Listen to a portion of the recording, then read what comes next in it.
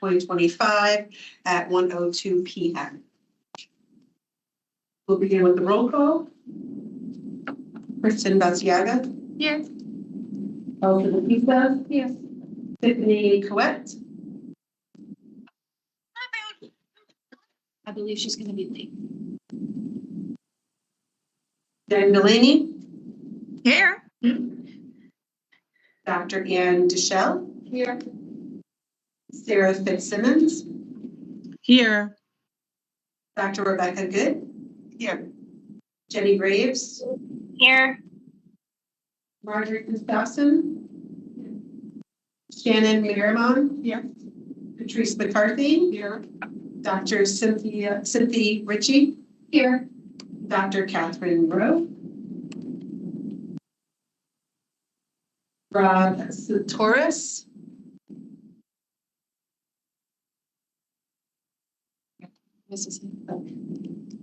Cynthia Somayona.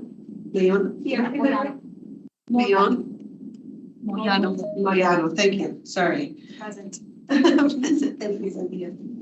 And then maybe that's everyone.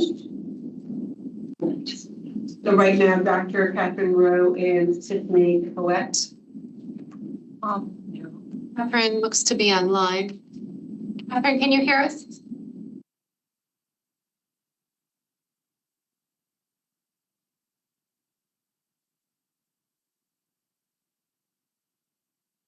Online. She's double booked. Yes, can hear you. Okay. All right. Review of the agenda, I believe, is next.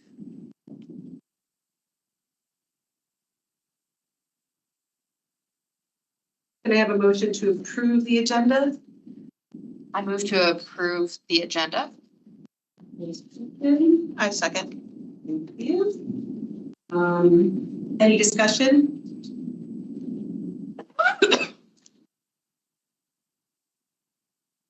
Seeing no discussion, let's go ahead and motion those in favor of moving forward with the agenda. Everyone in favor say aye. Aye. All those opposed? Nay.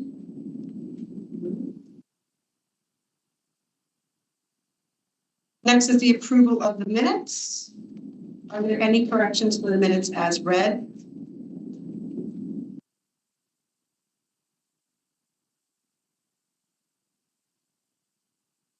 Hearing none, the minutes stand approved as read.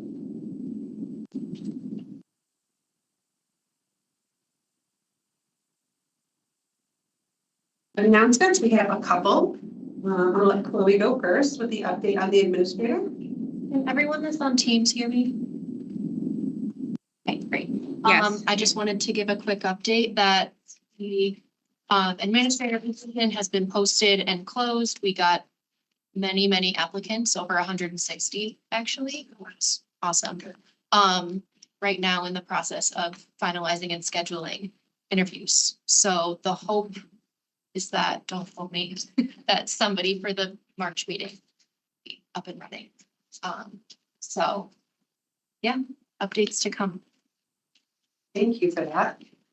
Due to the virtual hybrid for the purpose of this meeting, the co-chair will be monitoring participation and making a list of those that are online and those that are in person. Raise your hand if you have a question during the participation.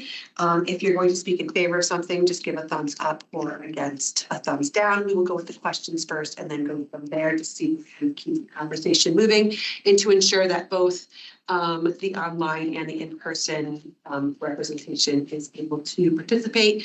We'll have our co-chair here to take care of making a list of those friends to just slide it over to me and make sure that I know who's next. Okay. Additionally, public participation will occur towards the end of the meeting. Please sign up on the sheet on the table, which I believe is out in the lobby. And we'll have speaking towards the end. Items to discuss today, I believe that we have a SQL presentation as well as a performance office presentation today.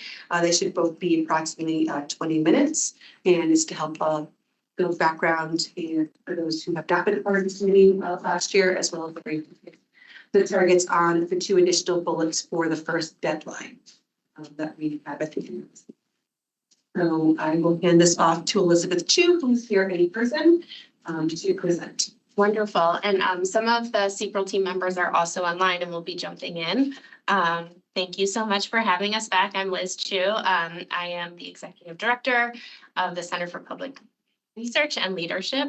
CPRL, housed at Columbia Law School within Columbia University.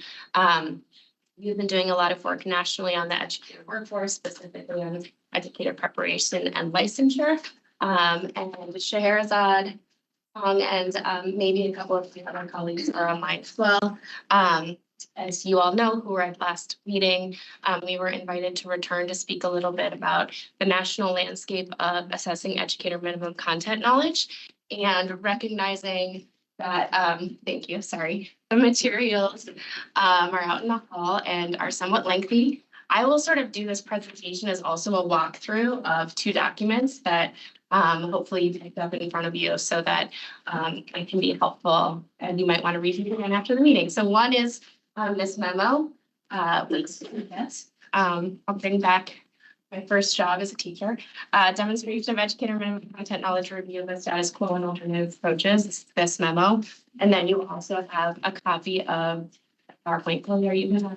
Okay, great. Wonderful. So starting off with some background, this is on slide 3 of the PowerPoint packet. This is just a reminder that from the Public Act that passed last spring. A couple slides ahead, you all have, as the certification board, an obligation to review the state's approach to assessing whether candidates for certification have demonstrated minimum content knowledge within the and develop recommendations as to whether alternative approaches should be used, and with the obligation being to submit a report by the conclusion of this month with your findings and recommendations to the legislature. So in support of that goal, at the last meeting, you all asked if we could bring to bear research that we've done on the ways various states across the country are assessing educator minimum content knowledge and what the research base says about these various approaches, which is outlined in both the memo and in the presentation that follows. So first, just to take a little bit of a step back, because I know some of us in this room have been working on this issue for years and years and years, and others are newer to it. In the broadest of strokes, there are a few ways that you can become an educator in Connecticut. One is that you successfully complete an educator preparation program and pass the state-approved subject area assessment. The second would be to go through an alternative route to certification and pass the relevant assessments. And then the third would be to come out of state. Again, this is sort of just really broad strokes. And the reason why I'm saying this is because the topic of today applies to the first 2 categories. If you're prepared in state, either through a traditional program or an alt-cert program, in addition to program completion, there are assessments that you have to take.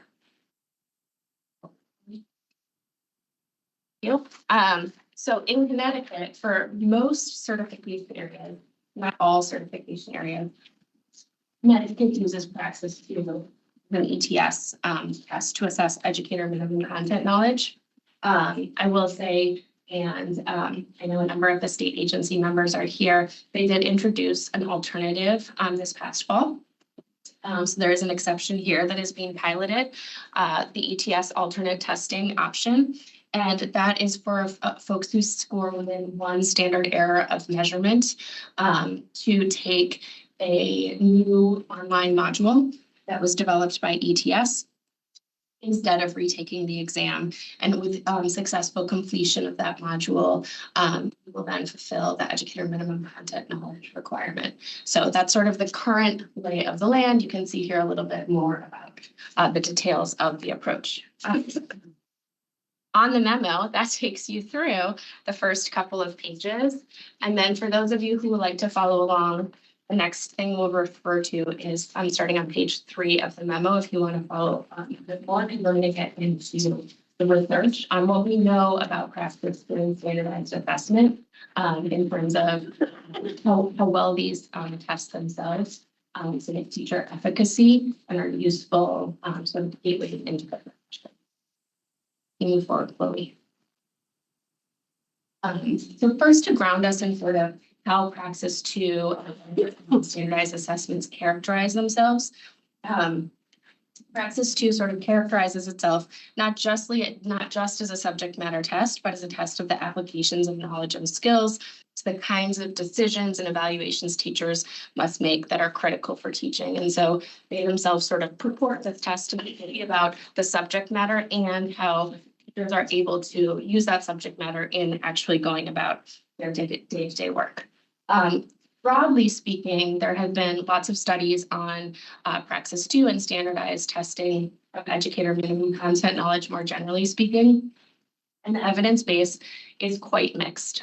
Some find significant relationships between passing these tests and teacher efficacy. Others do not find significant, and there we're talking about statistically significant relationships. And some, in fact, find negative relationships that are statistically significant between passing the test and teacher efficacy. We highlight here a couple of the various studies that might stick out to you. One in particular is very germane because it was done using Connecticut data in partnership with the agency, done by the Wheelock Educational Policy Center out of BU. And that was one of the studies that did find a significant but practically negligible relationship between passage of Praxis 2 and teacher efficacy. So overall, like I said, the research here is basically that there's at best sort of a practically negligible relationship between passing these tests or performance on these tests and teacher efficacy. Those relationships are typically strongest as you get into the higher up grades in the fields of science and math. If you turn to page 4 on the memo, another real focus of the research, forward one slide, is on sort of the relationship between these tests and educator workforce composition. And what a number of studies have found is that there are significant racial gaps with performance on these assessments. And a number of researchers have concluded that given the body of research that shows how important it is to have a diverse teacher workforce and the practically negligible relationships between Praxis 2 and teacher efficacy, question using these as the sole measure of assessing educator minimum content knowledge, because we know that based on the research, so many students, all students benefit from having a diverse educator workforce.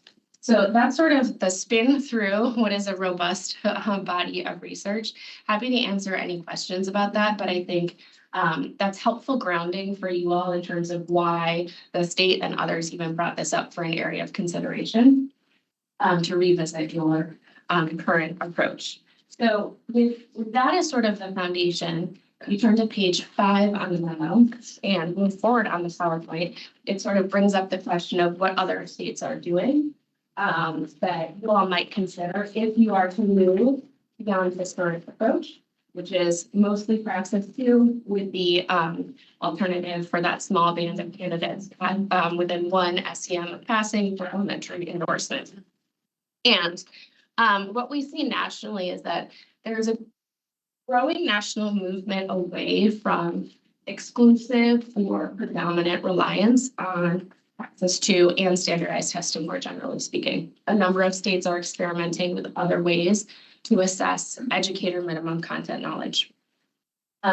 We characterize each of these approaches and we've sort of laid them out along on a continuum, everything from moving away from Praxis 2, but sort of sticking with standardized assessments, all the way to the other end of a continuum, which is really relying on graduation as the sole measure of assessing educator minimum content knowledge, with the understanding that EPPs meeting their program requirements folks in EPPs are taking courses relevant to educators having the content knowledge they need to teach in any given subject area. You'll see here sort of captured on the slide some of these categories. So like I said, a number of states are developing or have developed their own assessment. This started a couple of decades ago, but other states are continuing to come online. I will note, and we're going to get into sort of what it might look like to effectuate these changes if you were going to pursue any one of these paths. It is quite expensive to develop a new assessment. So that is just one thing I would say. And a number of states that have other standardized assessments, they typically partner with a sort of a big assessment company, like some have partnered with Pearson rather than ETS. There are sort of studies that call into question the extent to which it does a whole lot different or better than Praxis 2. But you'll see here some examples of states that have developed their own state-specific content assessments. On page 6 of the memo and the third bullet here, you'll see that there are a number of states doing what Connecticut has done, which is thinking about some of the candidates that barely fail, what is the way that they might get through and beyond retaking that test, demonstrate sufficient content knowledge. And so you'll see here a couple of examples of folks that have done this for also through sort of like the module type approach. You also have some that are able to demonstrate it through GPA or other types of alternatives. And that's, again, sort of what we've been calling the barely fails. They're very, very close to passing. Some might say they only failed because of the imprecision of the tests, which is what an SEM indicates. So it's not really about the candidates, about precision, and so they have an opportunity to demonstrate their passage without taking the test again. Yeah, Kristen. So when you're saying SEM, the standard error measurement, you don't mean like a standard deviation? No. Okay, because I was like, that's 34%, that's. No. Yeah. Really This fail. is like the plus or minus for the imprecision of a particular measure. I think it's typically like 3 to 8 points or something on Praxis 2, though Tong is nodding. I think it depends, of course, on each given year, but I think it's usually 3 or 8 points. So it's a very narrow band. Some of the EPPs, I know some are here, but they typically, some have none who would fall in any given sitting administration of the test who fall within that. Some have a handful, but we're not talking about the extent of a standard deviation. Yeah. They're quite commonly confused. And then for Arkansas, where they have 2 SEM, they just have 2 different ways to go about the alternate assessments. Yeah, Tom, can you hear that question? Yeah, can you guys hear me? Yes. Yeah, so the question is, like just the, Arkansas 2 SEM, right? So Yes. I think Arkansas has like a 2 SEM required sort of threshold. So I think what Arkansas does is if you fall within 2 SEM, so it kind of, I think it's the only state that uses 2 standard error measures. It's basically like, let's say 1 standard error measure for the Praxis math is hypothetically 3 points out of 200. And so you kind of, let's say the passing is, for example, like 100, candidates who are 97 would qualify. In Arkansas's case, it's 2 SEMs, so it'd be 6 points below. So it'd be like 94, for example, will qualify for their alternative. And that's kind of, when you talk about 1 SEM versus 2 SEMs, that's what it means. And I think Arkansas is the only state that uses 2 SEMs. The others are all at 1 SEM. And I think one thing interesting to note about Arkansas is kind of coupled with that 2 SEM extended band, because like I said, most states use 1 SEM, Arkansas uses 2. So they're trying to capture more candidates, but at the back end, the alternative is actually more robust. So whereas Alabama and Connecticut, for example, Connecticut, we're going through with the elementary education, EPS, alternate passing option. It's just a module, right? It's a 45-minute module. You take it, you pass. Alabama has like a GPA requirement. For Arkansas to qualify, so you get the 2 SEMs, you capture more people, but on the back end, there's a lot more things they need to satisfy. So I think Arkansas's sort of alternative, say you're under 2 SEM, what you have to do is you have to do some micro-credentialing. You're kind of with like a provisional license for 2 or 3 years. You have to get some mentoring. So it's much more robust on the back end. But 2 SEM for Arkansas is indeed, at the front end, trying to capture more candidates to qualify under this route, this alternative route, if that makes sense. Yes. Um, So Liz, can we pause for a second here in case anybody has any questions? I see Sarah's hand is up, so.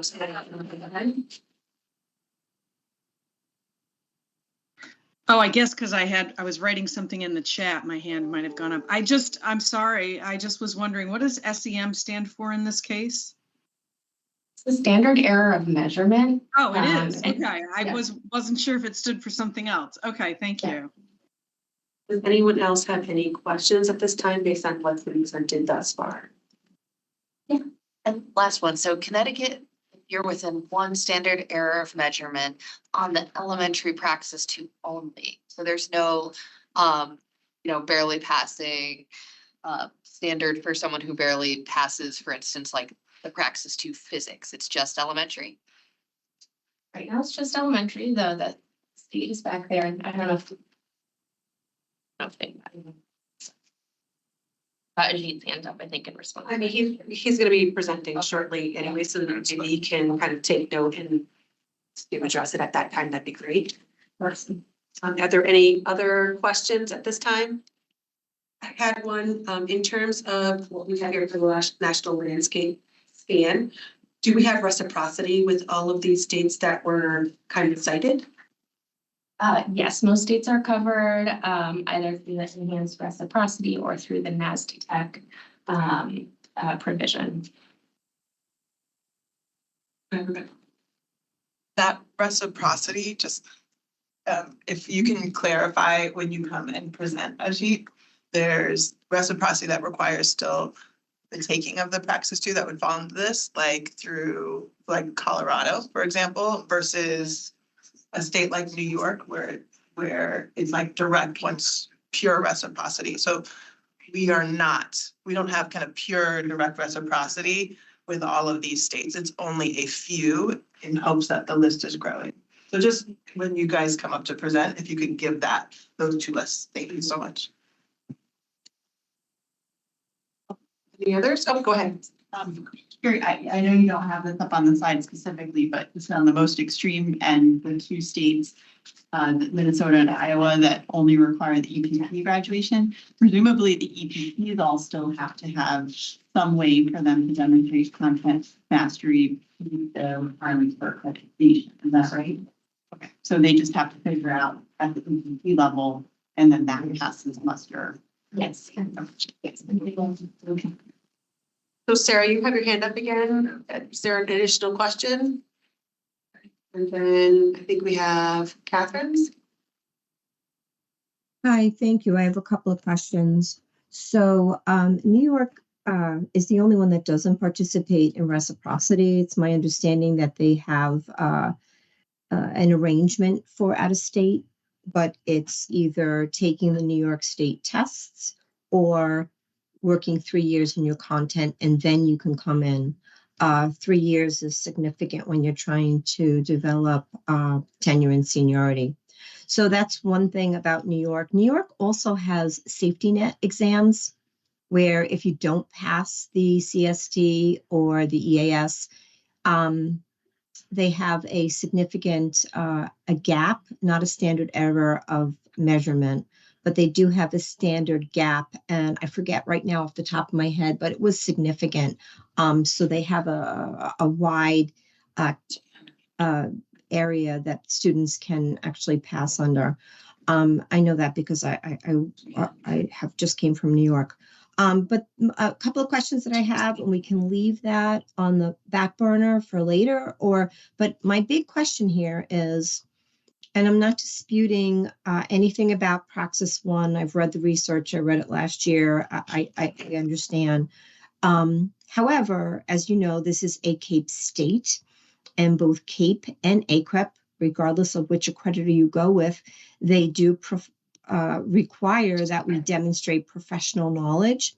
And I'm just wondering how these other states are demonstrating professional knowledge for their accreditors without a standardized, validated assessment. So we could put that, and that's needed for standard 1 and standard 5 on your for your CAPE. So Just wanted to put that on your radar, and I'd really like to know what those states are doing as an alternative, because that's huge for an EPP, our creditors. So those are my questions.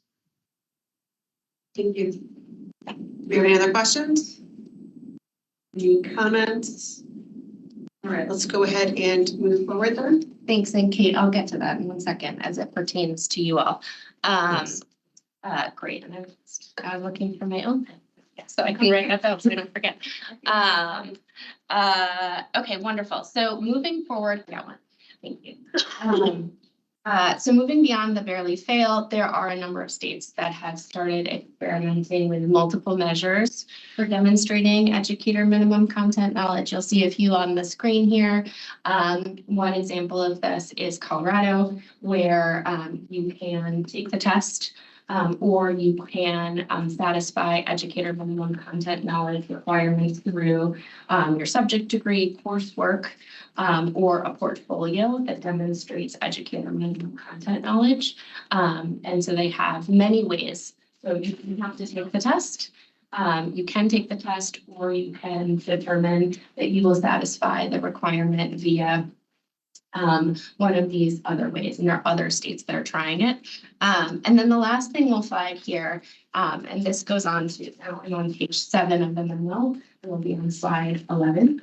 There are hybrid approaches where states are saying you first take the test, and then if you don't pass on that first take, there are ways that you can, for all candidates, not just the barely fail, there are ways that you can demonstrate educator minimum content knowledge if you don't, in fact, pass the assessment. And so in the memo, we talk about Washington, we talk about Massachusetts. These states, you take the test, you might not pass in Massachusetts, then you can go through one of they're trying out different alternatives that you might be able to demonstrate either through knowledge attestation with the EPP or through coursework. And in these cases, the EPP, I will say, is playing a significant role working with candidates to determine, the EPP, the Educator Preparation Program, is working with candidates to determine the best way for them to demonstrate their educator minimum content knowledge if they have not passed sort of via standardized assessment. And then finally, sort of on the opposite end of the spectrum, this is now on page 8, and at the bottom of the slide, there are a couple of states that are doing away with any sort of requirement beyond successful completion of the degree of the EPP institution itself. I don't know, Tom or Ben, if you can speak to the accreditation at either of those states. I think that was one of the questions, which is, someone just asked about how those states are handling that particular pathway given their accreditation. Yeah, so the states require demonstration of professional knowledge. Yeah, so I can start. I don't know whether Ben is with us or on the, but I can start, and Ben, if he's in on, you can chime in.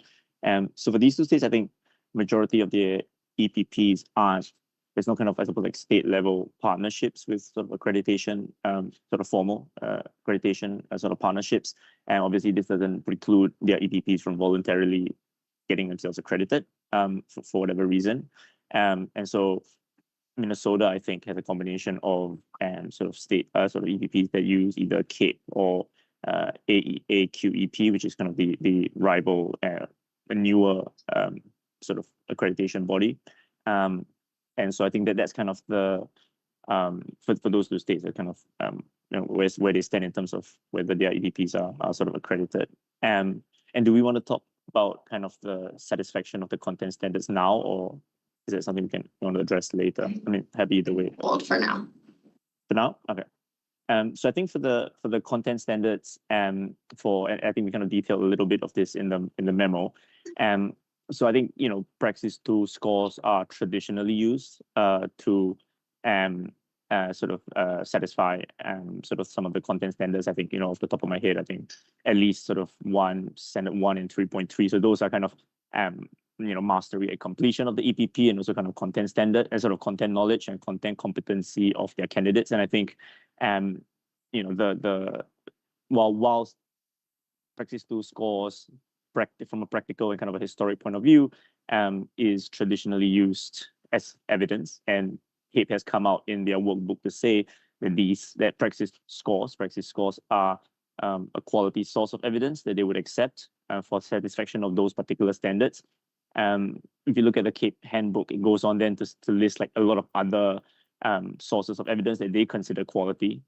And some of them are not standardized test scores even, but there are things like EPP created measures, portfolios, and things like that. I think they refer to the EDTPA, but not kind of as an instantiation rather than exhaustive. So EDTPA or portfolio measures, EPP created measures. So I think there is that, on the one hand, obviously recognizing that Praxis 2 test scores, in practice, because it's been used for such a long time, and has been affirmed by CAPE as a quality source of evidence, does not necessarily, I think, preclude other sources of evidence that can be used to satisfy these content standards of CAPE, which CAPE itself has come out in their guidance over the years to say that they do recognize other sources of evidence that could be together used, in a composite sense to satisfy their standards. So I don't know whether that's kind of helpful. If you have any questions, and then Ben, obviously jump in if you're in there. Let's move forward to sort of make this more concrete about what it might look like for all of you. And then perhaps we can take additional questions that work chapters and else. Great. So to move forward, thank you. To make this really, really concrete, given the task that you all have before you, what we did is sort of mock up what an approach might look like based on some of the states that are close to you, based on what we've seen in the research, and based on conversations that happened last spring with the CECC when we were trying to call out some of at the state level, some of the priorities that were voiced as key to making sure that Connecticut had the strongest workforce possible. And so we've based this proposed or alternative, something to make this very concrete for you, on 3 key principles. 1 is the evidence base, 2 is rigor, and 3 is feasibility. And again, this is just to make it really concrete for what this might look like in Connecticut, should you join the number of states who are testing out ways to understand what the best way is to assess educator minimum content knowledge. And so what we have here is, and this gets to the CAPE, both sort of the CAPE question that was raised. Yes, CAPE does say that other forms of assessment can be used, and we know that a lot of EPPs use Praxis 2 right now to meet their CAPE standards. We also are understanding that this is something else the state can speak to, is that the state in its partnership with ETS for a lot of the data that it gathers. And so right now, one way to think about how to make this really concrete, given the evidence before us, is that you take one of those hybrid approaches like Massachusetts or others have done, where you have everyone take Praxis 2 once. And those who fail could then work with the EPP. This continues sort of that focus on the EPP being a key player in all of this. So the candidates who do not pass can figure out what the best course of action is to make sure that they're able to demonstrate their educator minimum content knowledge. They could retake Praxis 2, which is an existing option for them. They could participate in the alternate passing option if they were to fall within 1 SEM. Of course, you could consider whether you want to broaden that. That also is existing right now. You could consider adding something like a relevant subject degree passage. Right here, we have just listed those for which there is the strongest evidence base about the link between that type of degree and teacher efficacy. And interestingly enough, in some studies, this link is stronger for the subject degree than it is for passing on Praxis 2. This is again sort of math and science primarily. And you could consider adding in a portfolio for folks who don't fall into one of those other options for all certification areas, with folks working with their EPP to determine what is the best pathway for them. and then submitting that evidence to the state when it's time to actually try to get their degree. On pages 9, 10, and 11, we sort of detail the evidence that exists behind this particular alternative framework as a way of showing how you might go about looking at the evidence to develop your policy recommendation of what might make sense given the goals of this particular certification council. And then again, just to make this really, really concrete and helping you figure out sort of what the path forward is, the final section of the memo, which starts on page 12, provides some guidance about how you as a certification board, if you were going to advance an alternative approach to assessing educator minimum content knowledge, such as this one or a different one, the steps that we need to actually take to effectuate that change. And Chloe, if you want to move ahead here, Scheherazade, I'll call you in to speak to this. Sure. Yeah. Hi, everyone. Good to see you all. So all of that, as Liz was just saying, obviously begs the question of how you would effectuate a change to how teaching candidates demonstrate minimum content knowledge. Because of the way the statute currently reads, which is, as you know, only allows for one route for candidates to demonstrate content knowledge, which is passing a standardized assessment, you would need to establish the legal foundation for alternative options in statute. But you'd want to do that in a way that maintains some flexibility so that as the state learns from implementation of alternatives and as new knowledge emerges about what options might be most advisable, the system can shift without the need to go back into the statute to make a change. So one approach to that, as you see reflected here, would be to empower the certification board to study, determine, and put out through guidance on a periodic basis, say, alternatives to standardized assessments that are evidence-based, rigorous, and feasible. And then to ensure that the options really are that evidence-based, rigorous, and feasible, and working as intended, the board would want to work with the CSDE and state board, as well as EPPs, system leaders, and other stakeholders as appropriate to monitor how well the approach is working and to potentially modify it over time. But that kind of setup would give you the flexibility to both have the alternatives, but then sort of iterate on them as you learn about implementation, other evidence that might inform your decisions about alternatives. So that was a lot. I'll stop and hand it back over to Liz and the floor. Yes, so the goal here, and this is also sort of in keeping with the setup of the certification board, is that what would be codified in the legislation would not sort of ossify forever the current, the specific approach, but it would lay out the framework and put in the highest form of rule, what would be necessary to have in the highest form of rule, but would allow you to, as you learn about alternatives and how effective they are, continue to build on them or change them over time.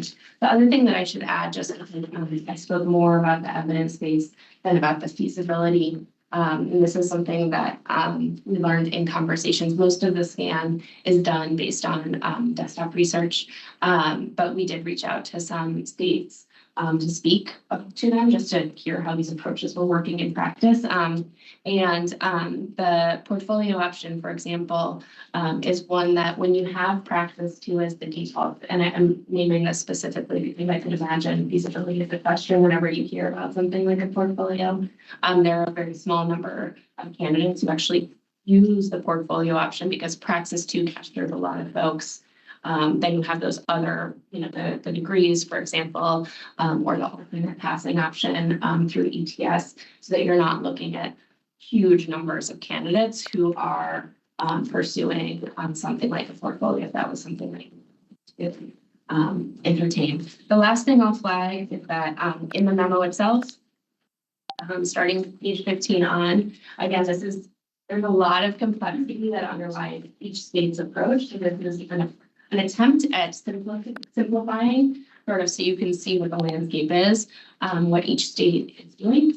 So it goes state by state throughout with a number of footnotes. Again, for this, just to be very clear, so they're based on desktop review. And then for some states to learn more about how this is actually played out in practice, we could have additional conversations, but the landscape scan is based on what was really noted there. Thank you very much. Are there any questions at this time? Questions first before we go into any statements?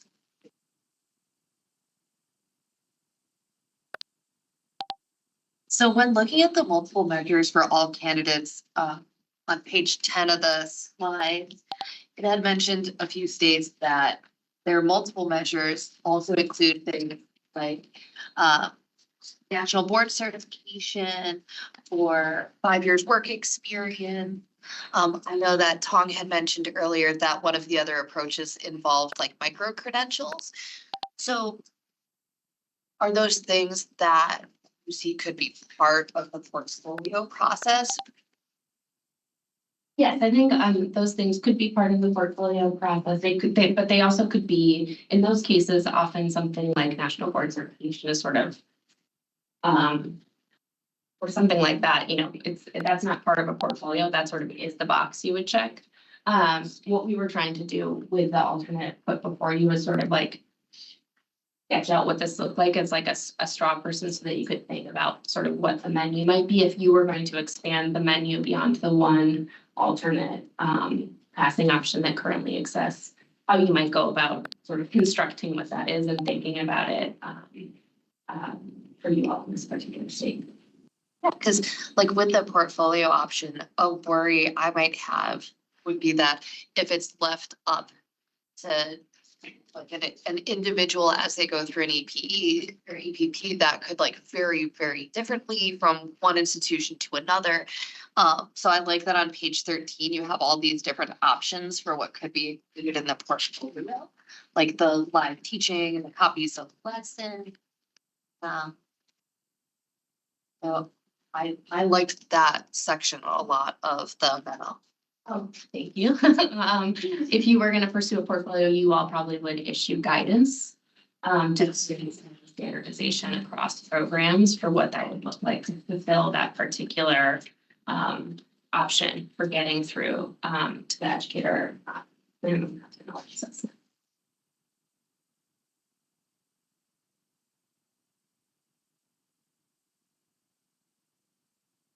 Regarding the trend in adding on childhood education to current systems, is there research on their key assessments or those or other doing in that?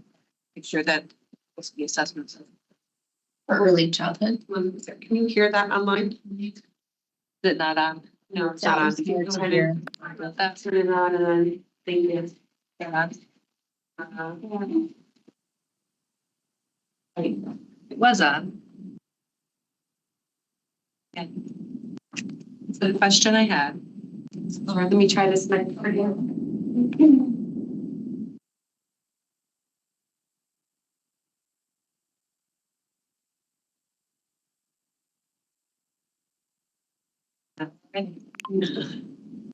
The question I had is around the trend to add on early childhood education to existing assessments. And then in the broader sense of EPs.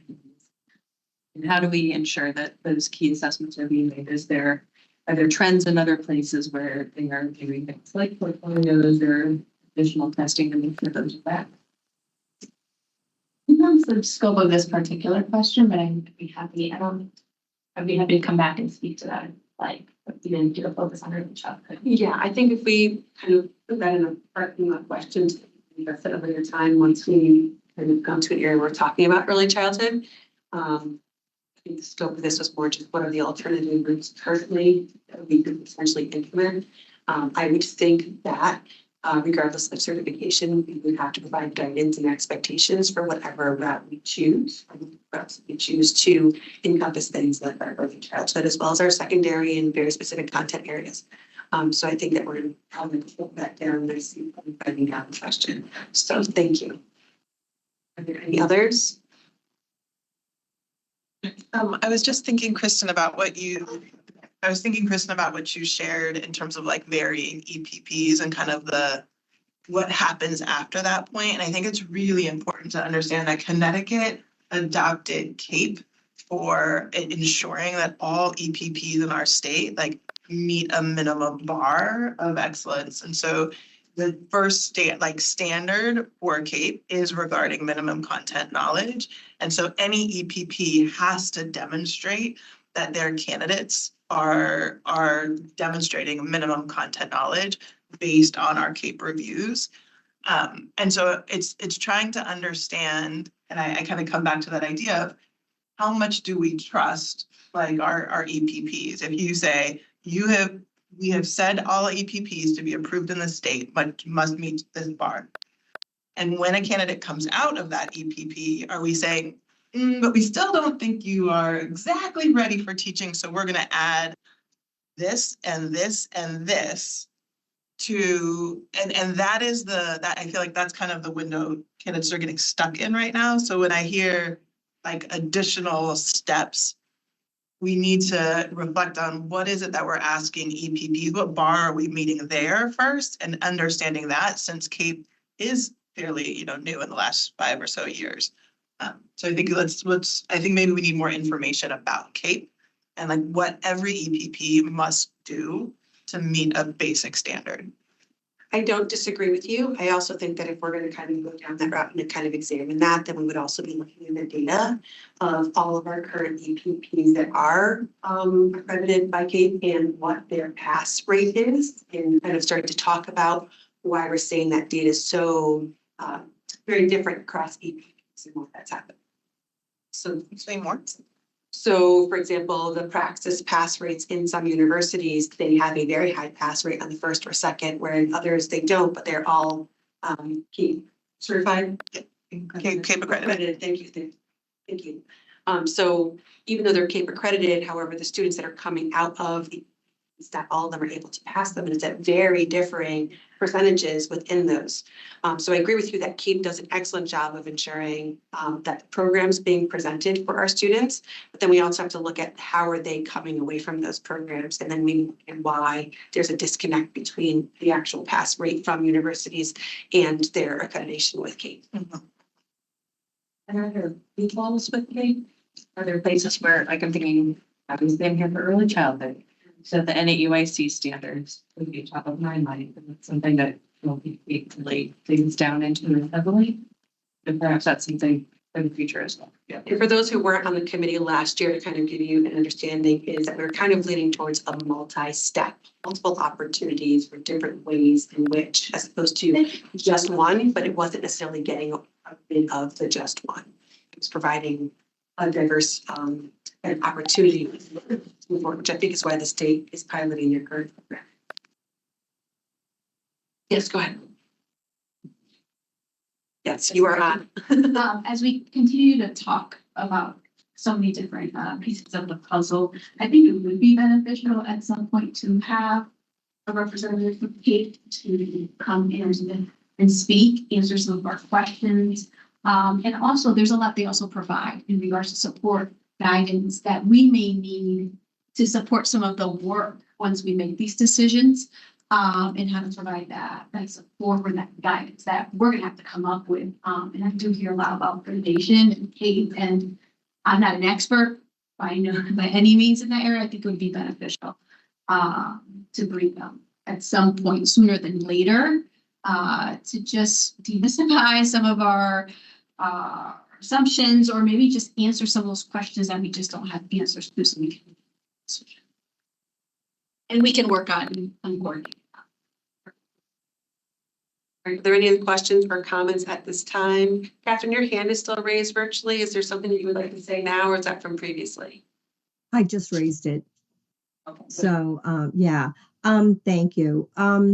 So I just want to let everyone know that I am a CAPE coordinator at my institution. I also am a CAPE reviewer.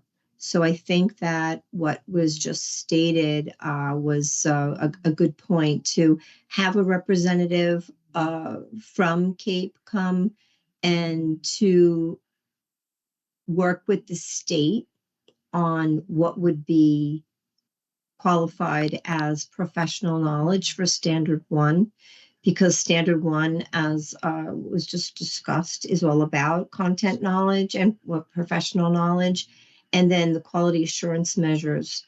So there's multiple, there are multiple pieces of evidence that we need. And the big piece that I'm missing here is, I think these are great ideas, and I know that we need to think outside of the box. But on the other side, for our CAPE accreditation, we do need valid and reliable and instruments, right? So we can't just say, all right, we're going to put together this portfolio and we're going to submit it. That's how we ended up with EdTPA, because EdTPA met the CAPE requirement. So thank you for bringing up having someone from CAPE attend, and I think that that's a brilliant idea.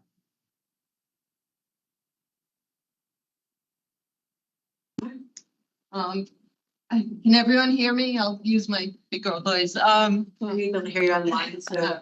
Thank you. In working with CAPE, CAPE is fairly open as long as it's reliable and valid data. They really don't prescribe how it is that you assess content. So I think that's important to note. I think the suggestion here of maintaining the praxis to as a baseline for accreditation purposes, which is very critical to the EPP. And then we have baseline data, which at least the data from the state that I'm looking at is pretty significant, around 85% pass rate over a second.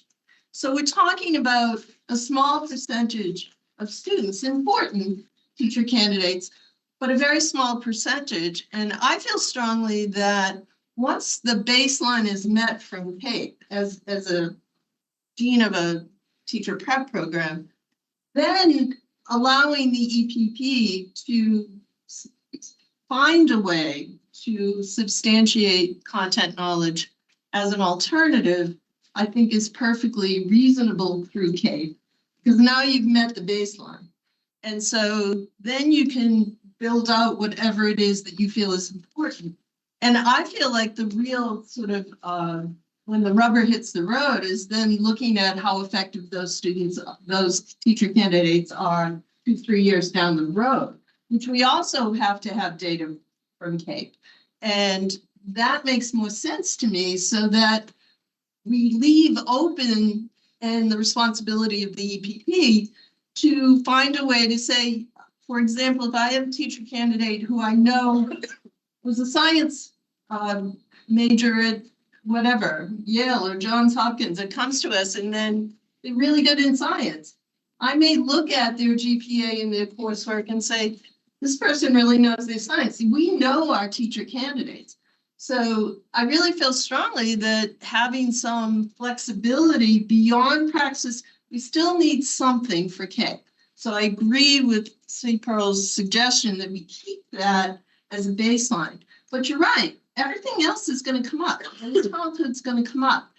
The future is going to come up, where knowledge base is going to change, right? So we need some flexibility with the EPPs and the responsibility of the EPPs to say, this is how we're assessing content for this particular individual based on their background, based on who they are, based on CAPE and what we need to do.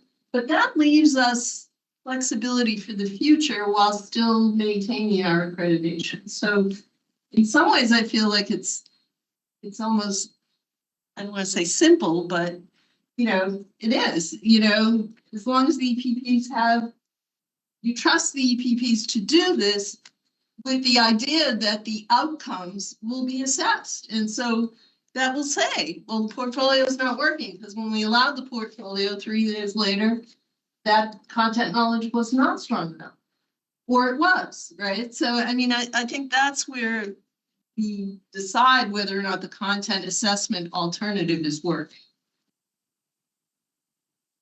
Thank you for your comments. I think kind of like the last CPRL document, we will take some time to digest this over the course of, to the next meeting, where we can kind of dig a little bit deeper into what that might look like and come to the table with what our recommendations are at that point, once we truly had time to digest the document.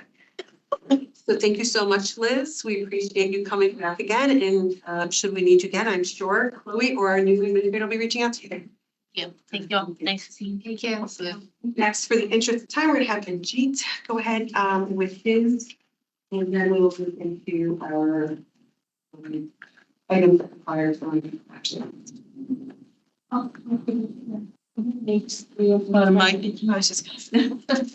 Jen, it looks like you had your hand up and then maybe it was turned down. Was there something you needed to say? I wasn't sure if it was a glitch here from before. Yeah, I was just wanting to support Dr. Rowe in that, it may be useful to have someone from CAPE join us. But also, I'm also thinking, I wanted to explore as we continue, have people thinking in the back of their minds, possibly exploring a different approach for alternative routes, because my program is only 8 to 9 months long, for example, and we have them pass the praxis up front. They can't gain acceptance until they pass into the program, because there is no time for remediation. There is no time for taking the test multiple times. We want to make sure that we provide them with a service and the end result that they're looking for by the end of the 9 months, which is to be certified. And we don't want that to prevent them from being certified. And I'm a graduate of my program, and I did it back in 2008 when it was still 9 weeks. And that did prevent me from completing my certification on time by 5 points. And I do fall into the categories of students who typically don't do so well on the first chance. So I understand it from a lot of different perspectives, but now as the director of the program, I really do see that, I think we might have to consider if the rest of the state, what meets most of the state's needs and the regular PPTs that are not alternative is possibly, let's say we end up with the end result of deciding that we want to go off of maybe one standard error of measure. Perhaps we might have to do something different for alternate routes, like 2 standard errors of measure.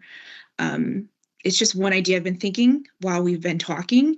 And yes, also the CAPE, I'm also the coordinator for CAPE here. And it can be a little complex, because the different standard areas, there's 5 of them. They interlap in a lot of ways. And so, yes, you can be accredited and have an area for improvement in a component that we're talking about today, but be doing really well somewhere else. So, similar to people who have experience with either NEASC or NIAC, where you can still be accredited, but you still need to continue working on something by the next time they come back. It's like that. It's not just oh, well, if they didn't reach their goal, they can't be accredited. So it's more complex, and yes, it's something we should look at. So I just wanted to share that, sitting on the alternate end over here. Thank you. Right, so we're going to move forward with Ajit. Come on over. Just as a matter of protocol, you want us here? I mean, they're wherever you'd like. Whatever feels more comfortable. Well, at state board meetings, I typically sit here, so it's public, that's okay. I'm gonna ask, was that?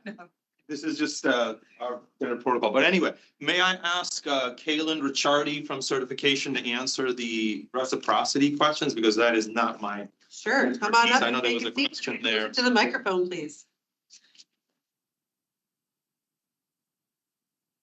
Sorry. This is the mic, yeah. Yeah, my first time at this table.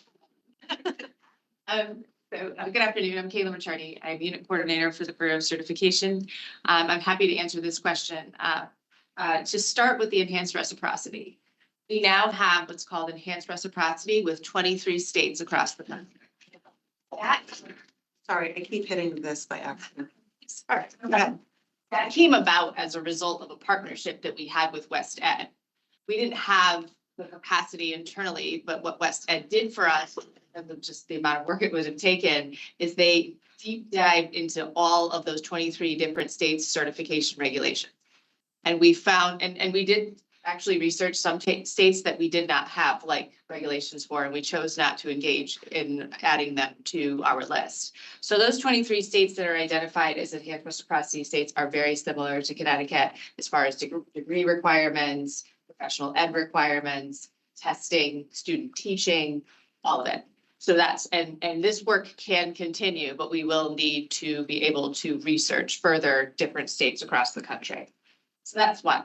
And just to note, one more thing about that, with our enhanced reciprocity, if they hold at minimum what's comparable to our initial educator certificate, then we can go cert for cert with that state. Meaning if they hold at minimum, they met all program requirements. So in our state, we do have some temporary type of authorizations, some transitional certs.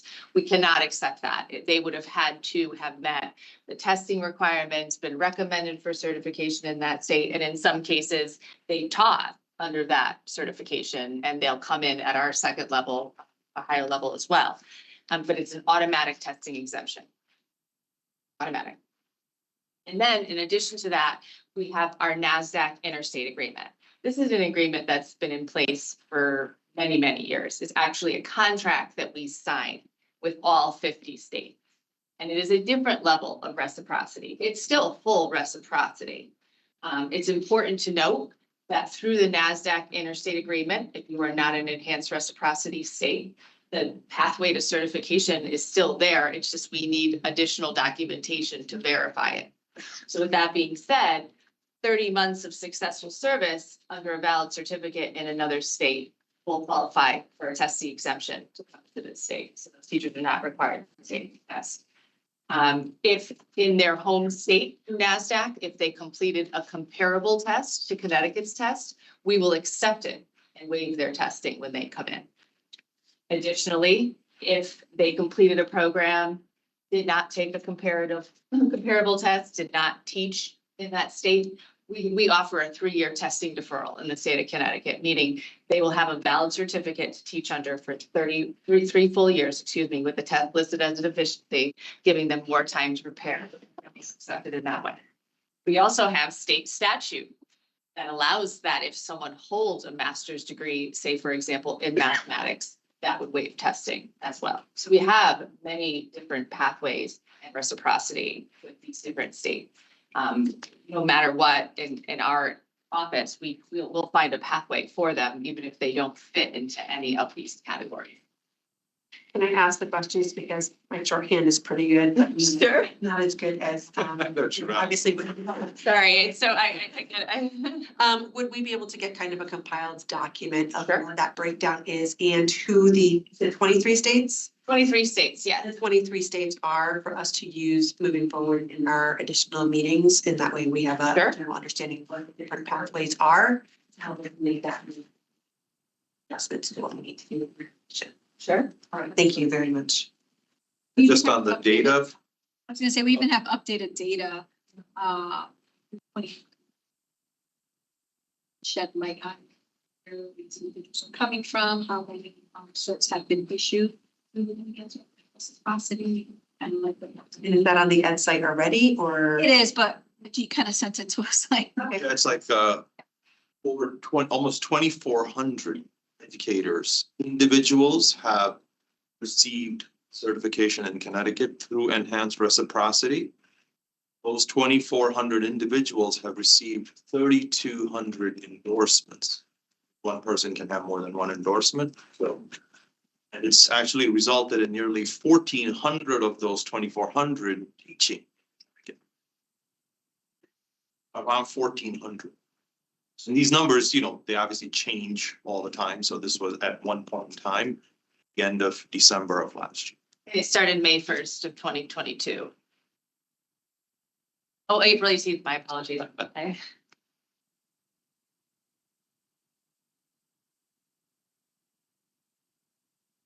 I'm sorry.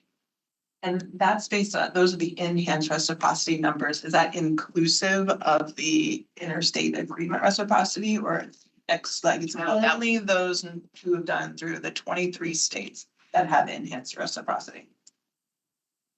I can also, I'll get Chloe, I'll give you we have like a one picture that has, it's like right here. Just to look at something. Thank you. And Kristen? And I know there's also an agreement, and I think it might have been a law, but I could be mistaken, about military spouses who are moving to the state because of a partner's assignment. And I know that whatever statute that was changed at some point in the last 10 years, would you be able to remind me of it, where what is the status of military spouses moving to Connecticut, wanting to teach while they're here? So there is a process for the military spouse to come to this state. They have a separate application that they would complete specifically for the military spouse. Part of their application procedure includes their spouse's orders to be in the state. Additionally, they need to verify at least, was it 40 months, correct? 30 months, thank you, under a valid certificate from another state to qualify for the military spouse. That's specific to a statute. Okay, but we still have it, yes. We do, we don't issue them as much because a lot of the spouses want this a different way and they want to do it, but we have done a few. But usually when they start applying, they're like, I just want to do it this way. And so we, obviously we're going to honor their wishes. And some, the military spouses is a shorter certificate. So some of them are not sure if they're going to be staying in Connecticut longer and just want to have that regular certificate in the event that they are. I think we're ready for you. Okay, great, thank you. Thank Thank you. Sorry. No worries. I think given the prior presentation, I won't repeat some of those things, but I will highlight a few things. Again, my name is Ajit Gopalakrishnan. I'm the Chief Performance Officer for the Department of Education. If we go to slide 3, actually, start at slide 3. The purpose of the Praxis 2 is to ensure minimum content knowledge, and we've talked about that. And just to give you a sort of a sense on the student, what kinds of things the students are experiencing, I just wanted to keep moving. The next one. So Praxis is not, Praxis 2 is not a single test, but there are many tests depending on the area of certification, and obviously elementary is the biggest one.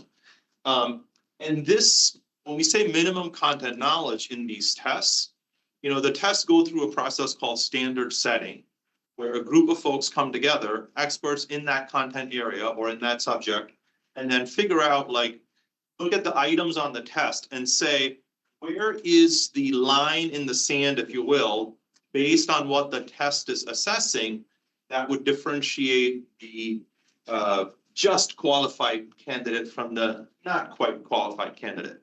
So that's what that passing standard is. So it's not expecting expert proficiency in the subject necessarily, it's expecting minimum content knowledge. And our cut scores are basically what the ETS recommended cut scores are for the just qualified. So this slide, I don't think you can read it necessarily, but we're just trying to illustrate the types of things our students in grades 5 and 6 as an example. So the left-hand side is an item, grade 6 ELA, and the right-hand side is a grade 5 math item. So basically trying to say that even at the elementary or early middle level, teachers really need deep content knowledge. There's extensive reading, not just identifying the main idea, but really finding evidence from the text that supports the inferences being made. Or again, not just one right answer, picking out of 4, but really being able to understand connections across these different concepts in the case of that math item. All right, so let's look at some data, and I think, Anne, you kind of mentioned it. Yes, that is true, that when we look at the data prior to I put in here 18-19 data on the left, and our most recent as of now is 22-23 data. The 23-24 data are being reported by the ed prep programs to ETS, and then we'll get them and then we'll add it. What you see is prior to the pandemic, the best pass rate for candidates of color was 93.5%. Overall, it was 97%, the best pass rate. Those numbers have declined after the pandemic. For all groups, it's down to 92.7 overall, with around 83% for candidates of color and 95.7% for white candidates. There are some candidates who don't identify their race or ethnicity. That's permissible in these data. So you do see that. And I think someone else may have mentioned about, Chairman, you might have mentioned about the variability in the pass rates. Yes, we do see that variability. We particularly looked at candidates of color across different institutions. And we only looked at those that had at least 10 individuals in the group. In a couple of institutions, we had to use prior year data. So yes, there is variability in the pass rate. So sort of to summarize from these data, and I know you'll have copies of it in the slides, is what you see is that, roughly 12 to 1,500 individuals complete our EPPs annually. This past year actually was a little bit lower, and they take around 3,000 tests. And our best pass rates, like I said, used to be in the mid to high 90s for all groups. It's declined a little bit for all groups. Candidates of color now at 83.2 versus 92.7 for all candidates. And I think that, so one important point I want to make here is that we've done some informal transcript reviews of candidates who have just passed, just failed, or really are quite far from the passing score. And what we see is that for individuals who are close to that passing score, even if they fail or they just pass, we see strong evidence of like content coursework, rigorous coursework, or we see better grades in those subject courses, like the content courses that they're having to take to pass, relevant to that practice. And we have some graduate level EPP programs or alternate programs. And in those programs, we do see that the students' sort of recency of the bachelor's degree does matter. Sometimes there are candidates who earned their bachelor's degree in the 90s, and then they're trying to pursue a master's program now. That's a challenge when the master's program may not be doing really content instruction, maybe more pedagogy instruction. So we do see that those sort of points in the sort of informal transcript reviews. Moving on, I think it's also, we look at first attempt and we also look at best attempt. It's important to note that sometimes that first attempt is well before the candidate even completes their EPP. So sometimes they're just doing it on their own to just kind of like test out the water, just kind of get a feel for the test. So we always feel like the best pass rate is a more accurate reflection of what the candidate can do. Of course, we don't want people taking the test 5, 6. That's kind of nuts too. But the best pass rate is a good measure. There are a few that do that. Most of them take within 1 to 2 attempts. Over 50% of the tests that are taken are in the elementary areas, the 4 elementary subjects of reading, math, science, and social studies. And another 20% are in the Connecticut Foundations of Reading test.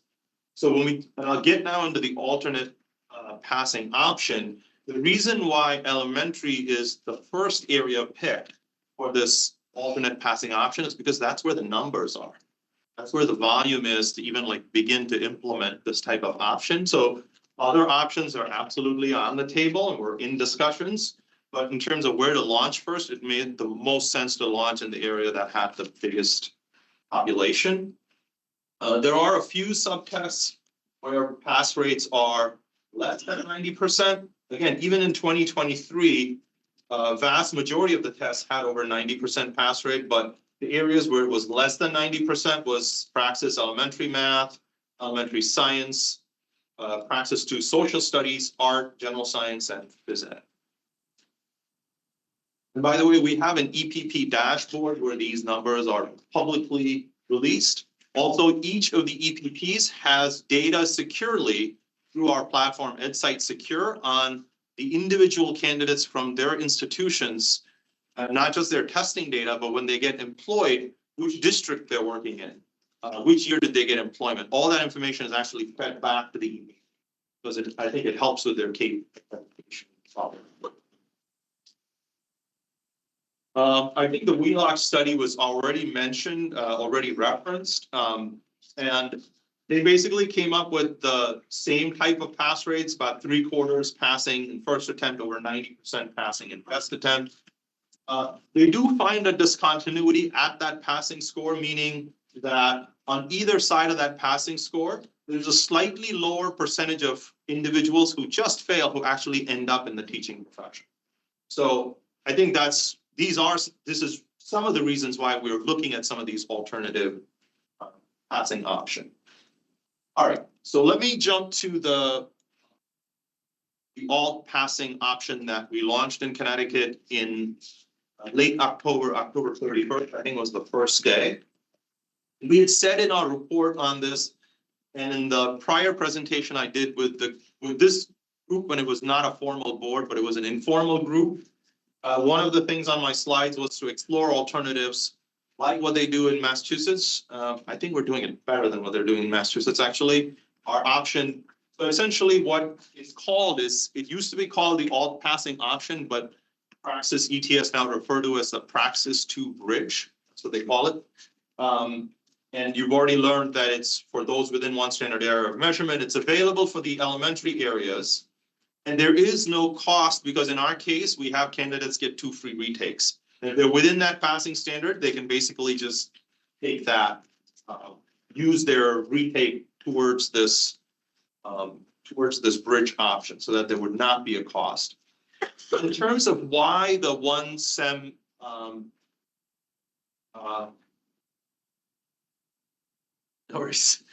in terms of why the one SEM threshold was chosen, we actually talked with ETS psychometricians, ETS research staff, and the one SEM score for the 4 test areas in elementary is between 7 and 9 points of the passing standard.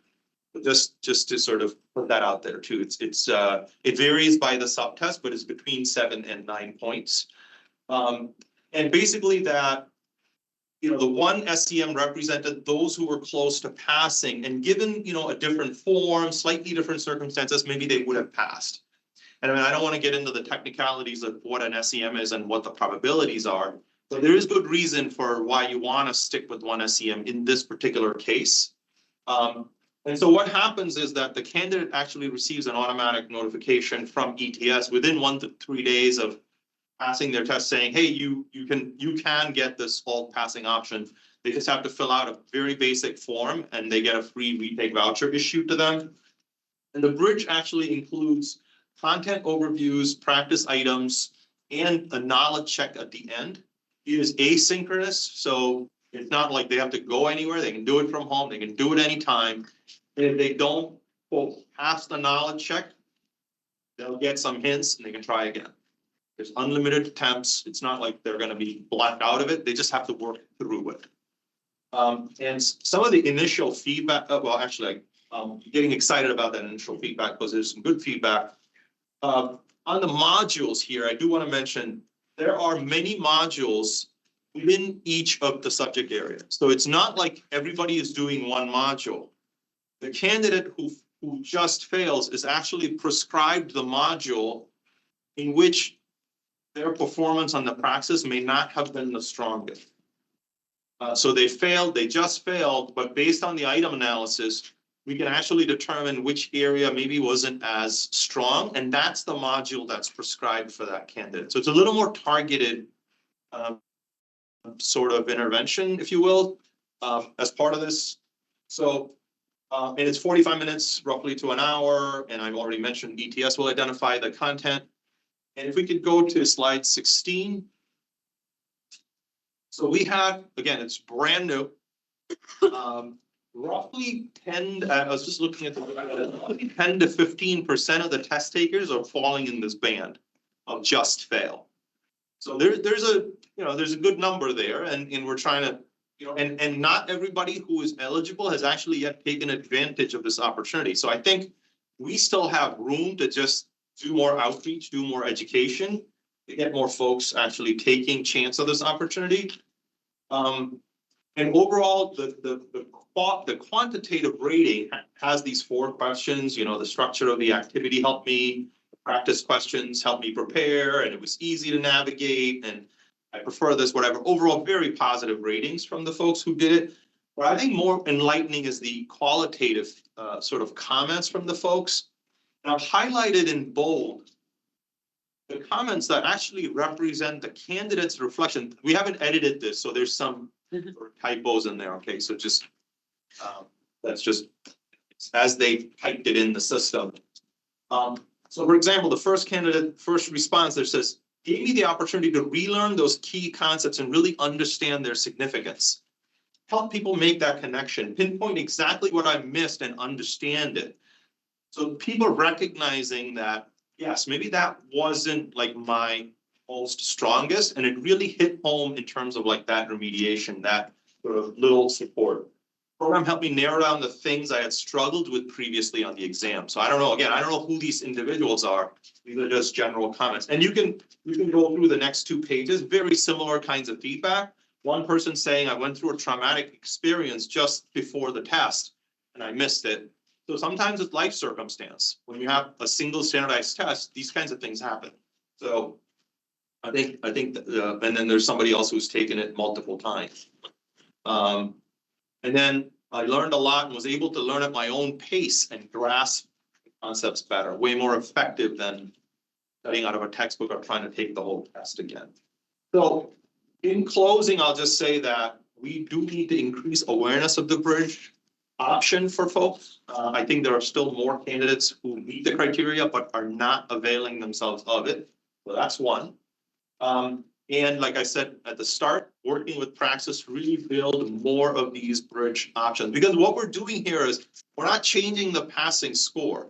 We're holding to the standard of what the content experts have said is a right standard, but we're recognizing that there is measurement error in the test, and we're allowing those within a reasonable band to show their knowledge in a different way, but in fact, provide them with some remediation and help in the area that they might be. So, and of course, we continue to update that dashboard in close partnership with our EPPs, because I think that's been something we've learned that we need to help EPPs with in terms of submitting proper data to EPPs. So anyway, I hope that was helpful. Take any questions, and I have the experts behind me too. Why don't we start with any questions first?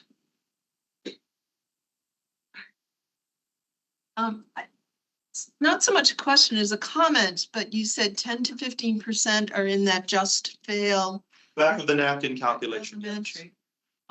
Which is interesting to me because if you look at the first time pass rate of like 76% overall, I know I'm mixing overall with the elementary, but still, if you pulled out the elementary, that is a significant portion who pass altogether, either through the first time or within the one SEM. And we're only looking at the data over the last 2 months, right? So we don't have a huge data set for this, so. But it's we'll be looking at- indicative, yeah. don't you think, of Well, I'm hopeful as that a it. baseline, Yeah. it's acceptable, and then we need to consider alternatives. Are there That's more for this- alternatives from that ETS on Uh, other than elementary that are coming up for Bridge? We are in conversations. At this point, I'm not sure. But we wanted to start with something. Right. So we said last time when we came that we would look at something, and so I'm actually thrilled that we could launch something so quickly. I wasn't sure that we could. But kudos to Lauren and ETS and all of us sort of like really staying on it to get this out the door. So I do think that other areas will come. I think it'll help if more states can work together on this, because one state's volume might not justify ETS building something for just like if there's 30 candidates or 20 candidates, because it does take investment to build a module like this and build all the machinery to sort of custom direct somebody to the content of their, so there's research and development involved. So more states can band-aid together, that would be good. In the informal, we've also heard from ETS that two other states have bought into this with us, West Virginia and Kansas, and the feedback from those states is apparently very similar to what we're seeing here. So again, I think as word spreads on this and more states become aware of this, that we will see more modules coming out. This one, I love that you put like test taker voice in there. That was really important. Two questions. Is West Virginia and Kansas part of that 23? Interesting. And this just shows the simplicity of being able to add an alternative and like turning it around quite quickly, which is great to see. Is this only for test takers who took the test from October 1st, 2024 on? Good question. Or are we gonna backdate, like, could test takers? Yeah, personally, I don't see any reason why we can't go back. Yeah. It's just logistically, how do we do that is kind of what we're in conversations with ETS about. But in principle, I agree that the passing standard is the passing standard. I would say it should at a minimum apply for the current forms that are in use for elementary and go backward. I'm not sure about applying it to older forms of the test, but at least the current forms of the test. So it's something we're in conversations with ETS with, and we will come out with clarity on that question. Okay, that's a big question for candidates, I know. Yeah. Right now. We've got that question already and we're Great. trying to figure it out. Yep. Yeah, I think we feel confident about this alternative because the candidate has already taken a standardized measure and has shown that they're close. You know, it's not the candidate who is like, you know, way far away from the passing standard. It's a candidate who's close to passing. Any other questions or comments at this time? Yes, I have my hand up. This is Jennifer Delaney. Go ahead, Jen. Hi, everybody. So if we go back to slide 6, so if 218 candidates of color were attempting to complete tests, by the end of that year, 83.2% actually passed. So that leaves 37 candidates of color who were not able to get certified in that year. So 37 people we missed an opportunity to put into classrooms. And then if we look at the numbers for the white candidates, we have 811, 95.7% of them, which leaves 35 white candidates. So, you know, when you look at that huge discrepancy, 37 candidates of color were not able to certify, 35 candidates who were white were not able to certify. When we have such a difference in the pool, I think that really needs to be taken into account based on our goals for this state and the gap that we have between our student racial ethnic background and our teacher racial ethnic background.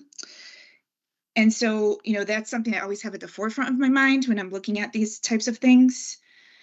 And then I was curious to know around the standard error of measure data. When you had a chance to speak with the ETS, I was curious to know if when you were looking at that data, if they were reporting overall, or if they were able to take just the candidates of color and look at what the standard error of measure is for those particular test takers, because that would have a huge difference if we didn't do that, I think, based on what we're looking at here. So, you know, because the standard error of measure is really important in this case. When somebody misses something by 5 points, you know, and you're talking, I mean, when you look, yes, the percentage, 83.2%, yes, it looks high, but that results in 37 people who we couldn't put in a classroom. So we have to look at it this way on this board, but I also love the approach of the way that we're approaching it, that you just presented with the remediation options. I think that's a really great idea. I'm glad that it's being implemented and piloted right now. It's very similar to what we're doing at ARC since the EdTPA requirements change. We're doing something similar like that with our EdTPA scores. I really support it.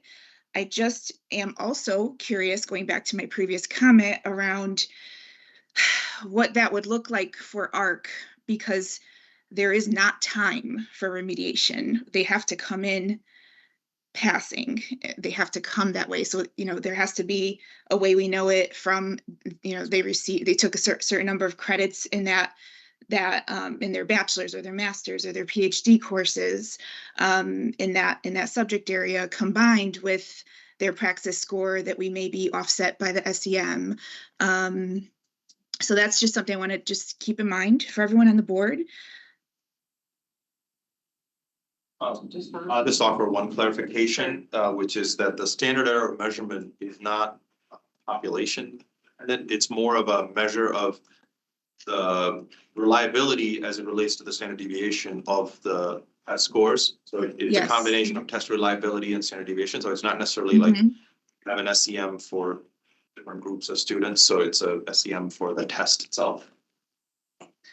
Yes, but you are able statistically to just take all of the assessments from a group of people and run a standard error of measure statistic on those on just that subset of data, which is what I'm curious about.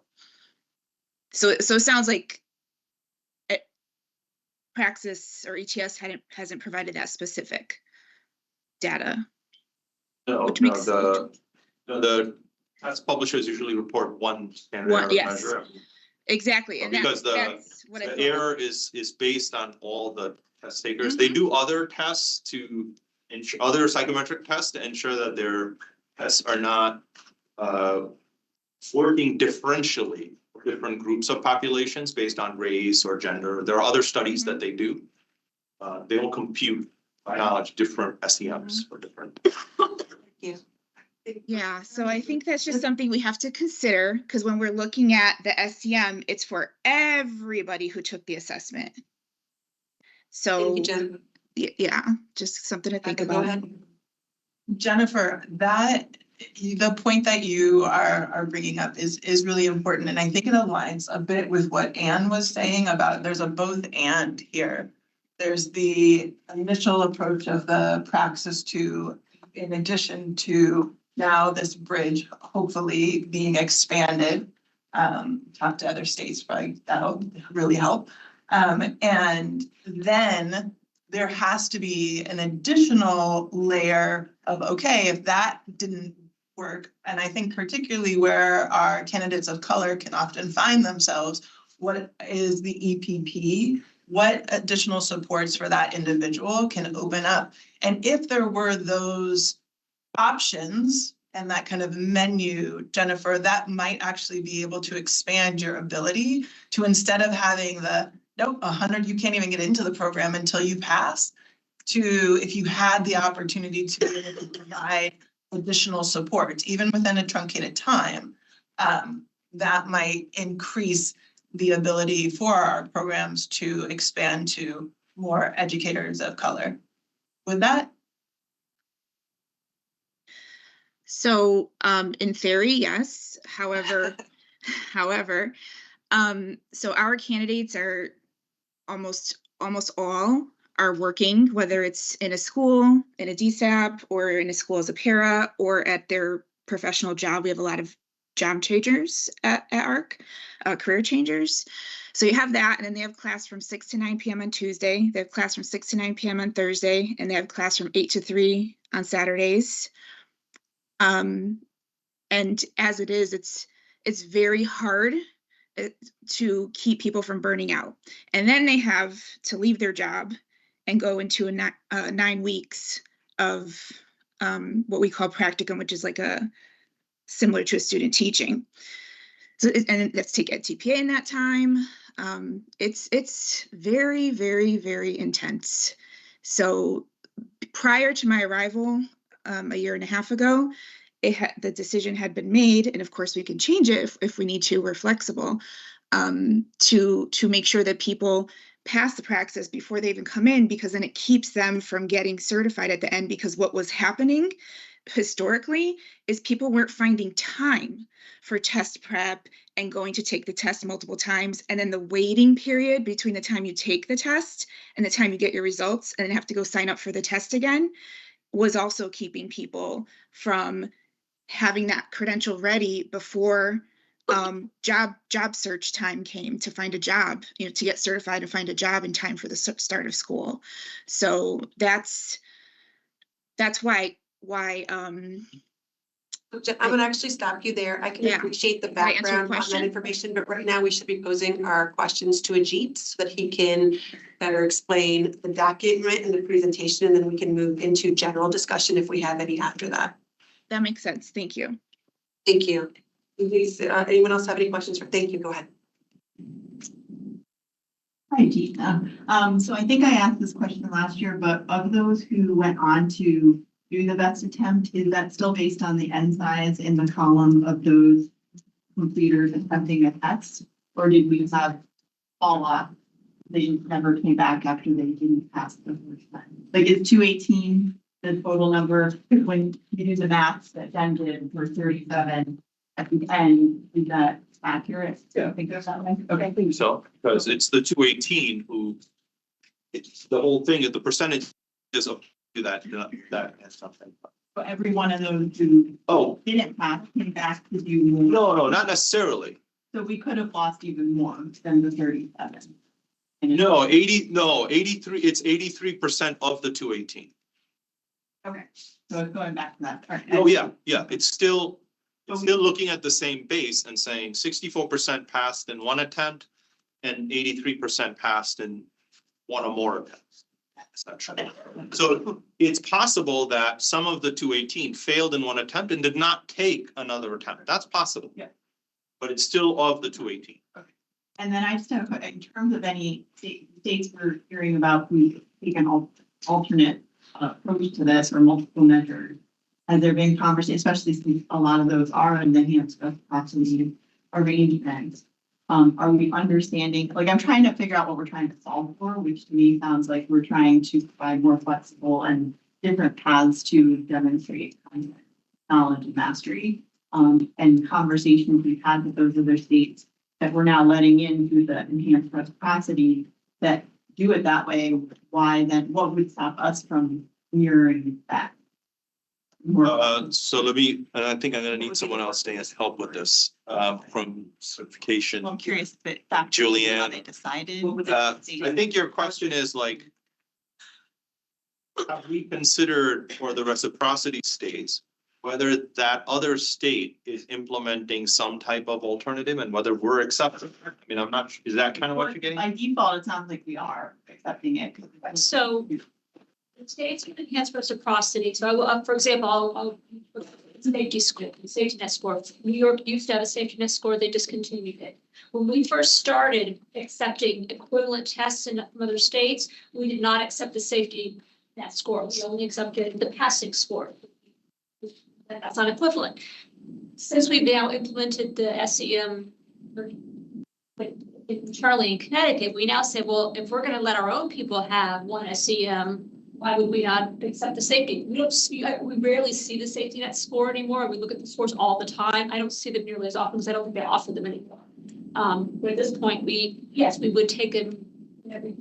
Passing, if they've passed, we don't even look to see, did you take the test? If you have a valid full certificate equivalent to an initial, you get a certificate here and you don't need the test. Now, maybe it's possible that person got in and they had a master's degree in the subject area and they never took a test. That's okay, which makes sense. You know, we're saying you're coming in, you're meeting this criteria by some capacity. You've reached the level of having an initial certificate. You know, we already have, I think as Helen mentioned, we already have in statute, if you complete an out-of-state program, and you have a master's degree in that subject area, you can already be exempt from Connecticut testing even before a year this happened. That's been around for a while. I don't see them as often. I mean, usually if somebody has a master's degree, they can pass the test, they've probably taken the test, but it's certainly out there if they have a major, a good degree in biology. I make you take the test. Chances are a major in biology, I'm sure you can pass the test. Whereas the people who can't pass the test are usually those who haven't only taken 3 classes in biology and they don't have the background. So that's, I mean, we already have many ways for people to come in and say, I have an equivalent test, or I have a master's degree, or I'm coming into enhanced reciprocity. So there are a number of ways. We don't set them to be exactly the same as ours. And then to sort of the reverse would also be true, right? If some other state is accepting Connecticut candidates, if we have issued somebody an initial with the alt passing option, they are accepting whatever we're issuing. Right. They would And just take that's up that. to them, right, that's up to them, and that's one thing I know has been really been discussed, like, well, if we change the standards, are fewer states gonna participate in NASDAQ with us? Will that make a difference or not? But I think, I guess I'm just trying to get at the fact that it sounds like there could be, we have maybe a different requirement for an out-of-state person than an in-state. And that's, Because an out-of-state person could come in having never taken the test at all. right, because they could have met another, yeah, absolutely, and that's something that we try to balance, and that's why we started taking equivalent tests in other states, because we've always had a slightly more stringent requirement, like we set a higher bar for our Connecticut educators, and we've been trying to equalize that for a number of years. Any questions or comments? Thank you so much for coming out and for sitting through the different ones and providing us information and both from the questions that came up in this April as well as during yours. We appreciate the opportunity to learn more and understand better to guide the work that we have to do moving forward. So thank you. I was going to ask if you could bring up the statute with the deadline so we can just kind of quickly go over that and see how this fits into the work that we have to do for the deadline. I'm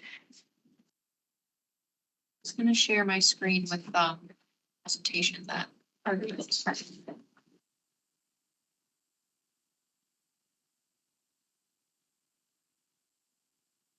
So number one is the one that we are currently working on, review reporting on educator preparation and certification content knowledge. And that needs to be submitted to the state by January 31st. The first one was to identify obsolete and conflicting provisions, which we'll be taking action on shortly, based off of the last April report and some review of that information. Minimum content knowledge assessment, which I believe we just got a great presentation on. And then possible alternative approaches to minimum content knowledge. I would say at this time, and I should have asked a question here, how long did he say that this bridge program was working? They were offering Since October 1st. Started November 1st. So I would almost state that at this point, we would probably want to report to the state that the State Department of Education has already implemented a potential alternative route. We do not have enough data on to really make a decision. I'm sorry? Say we're piloting. We're piloting, correct? Just take actually literally information right. Right, exactly. What has been done. Yes. And that this committee will revisit it once we have more data on what that pass rate is on that number of students that have gone through and pass rate for that. And I think that's appropriately new that going into this, that we weren't going to have specific things that we were going to recommend going into this because we're already behind the 8 ball a little bit. And then the possible alternative approaches, and then we start talking about those at the next meeting as well. Is there any discussion on that? I think that would not be enough based on all the work that's been done over the last year. And given that there was just a placeholder for certification, educator certification done and for our education committee. Our education committee leaders are seeking us to come in with more than just this pilot. And we have all of this great information, particularly around minimum content knowledge assessment. And if we know by March, early March, we'll have public hearing for any legislation that's proposed. I do think by our next meeting in February that we could review some additional possible alternative approaches to minimum content knowledge that could then go before the education committee. Part of this group was that we could move in a more streamlined manner. And when I think about our legislation and the process that's coming up, that we would be punting that entire year would be concerned. Kristen, go ahead. Actually, Jen, when you were saying for January 31st, I thought you were speaking specifically to the January 31st deadline. Correct. Okay, so not punting it for another year, but telling them we've reviewed the minimum content knowledge. We've reviewed possible alternative approaches, but not giving them like a thing in 2 weeks, you know? So this, by saying we've reviewed this, are you saying we could still be in line to make proposals for this legislative session?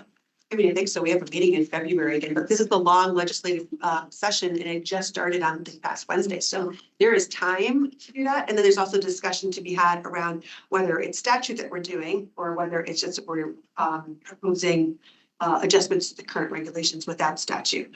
Because one of the things that we talked about early on was that when we put things into statute and then we send it to the legislator, we have a whole body of people who don't understand education or may not understand education as thoroughly as this body does and may make alterations to that statute that we might not be in mind with actually has. Right, so those conversations can happen, but in terms of reporting to them by that deadline, we want to provide them with, we had these two presentations. The state already is piloting a program as well, and this board is going to continue to look at additional ways of looking at alternative approaches as we better understand, because we also need to digest this document. I wouldn't expect us all to kind of sit here today and make specific recommendations without truly doing a deep dive into both of the individual independent deep dives, and then we can see that shortly in our action steps. So those were things that we put on the next agenda for us to continue the work on. Right. With hopefully updates from Ajit on the data as it comes through, from the EPPs or from praxis on, how things are going and how many people are actually utilizing that resource and that. So that is what I meant by that. I'm sorry if That's helpful on that. clarification. Okay. We're like, what are we telling? Right, yes, that we've reviewed these things and yes, great, okay. More to come. More to, those are great things. Just add something. Yes. So being on like what of the legislative side as well in the full-time role. It's just important to note as well that there are deadlines within legislative committees. I'm sure a lot of you have knowledge of that, but the absolute last day, this is on the Connecticut General Assembly website as well. The raised bill deadline. So in order for a bill to have a public hearing, is the 19th of February. So although it is the long legislative session, it does happen relatively shortly. Does that mean that content can't be part of a bill? No. In theory, because things are added to bills and if you have knowledge of that, but a bill itself would have to be raised and voted upon before we go. No, but that's just because it, There's a placeholder right now. Yeah, there is a placeholder right now, and we can make recommendations to adjust the regulations to adjust it, is my understanding. So you have to put it through legislation. And one of the earlier meetings is that we have two routes in making changes. Presenting regulation changes or presenting legislative changes in statute. What I'm saying is not everything has to be a statute. We can make recommendations to the regulations to be adjusted, correct? In this instance, something would have to happen in statute because this test is stated and we'd have to undo what is currently required to then put forward more flexibility for different approaches, which could then, you could empower or enable that to happen at a regulatory level going forward. So we don't find ourselves back in this situation again in 2 years where we want to change statute. So I think we want the statute to be unraveled to give more flexibility to us for the future for this. Which is what April recommended.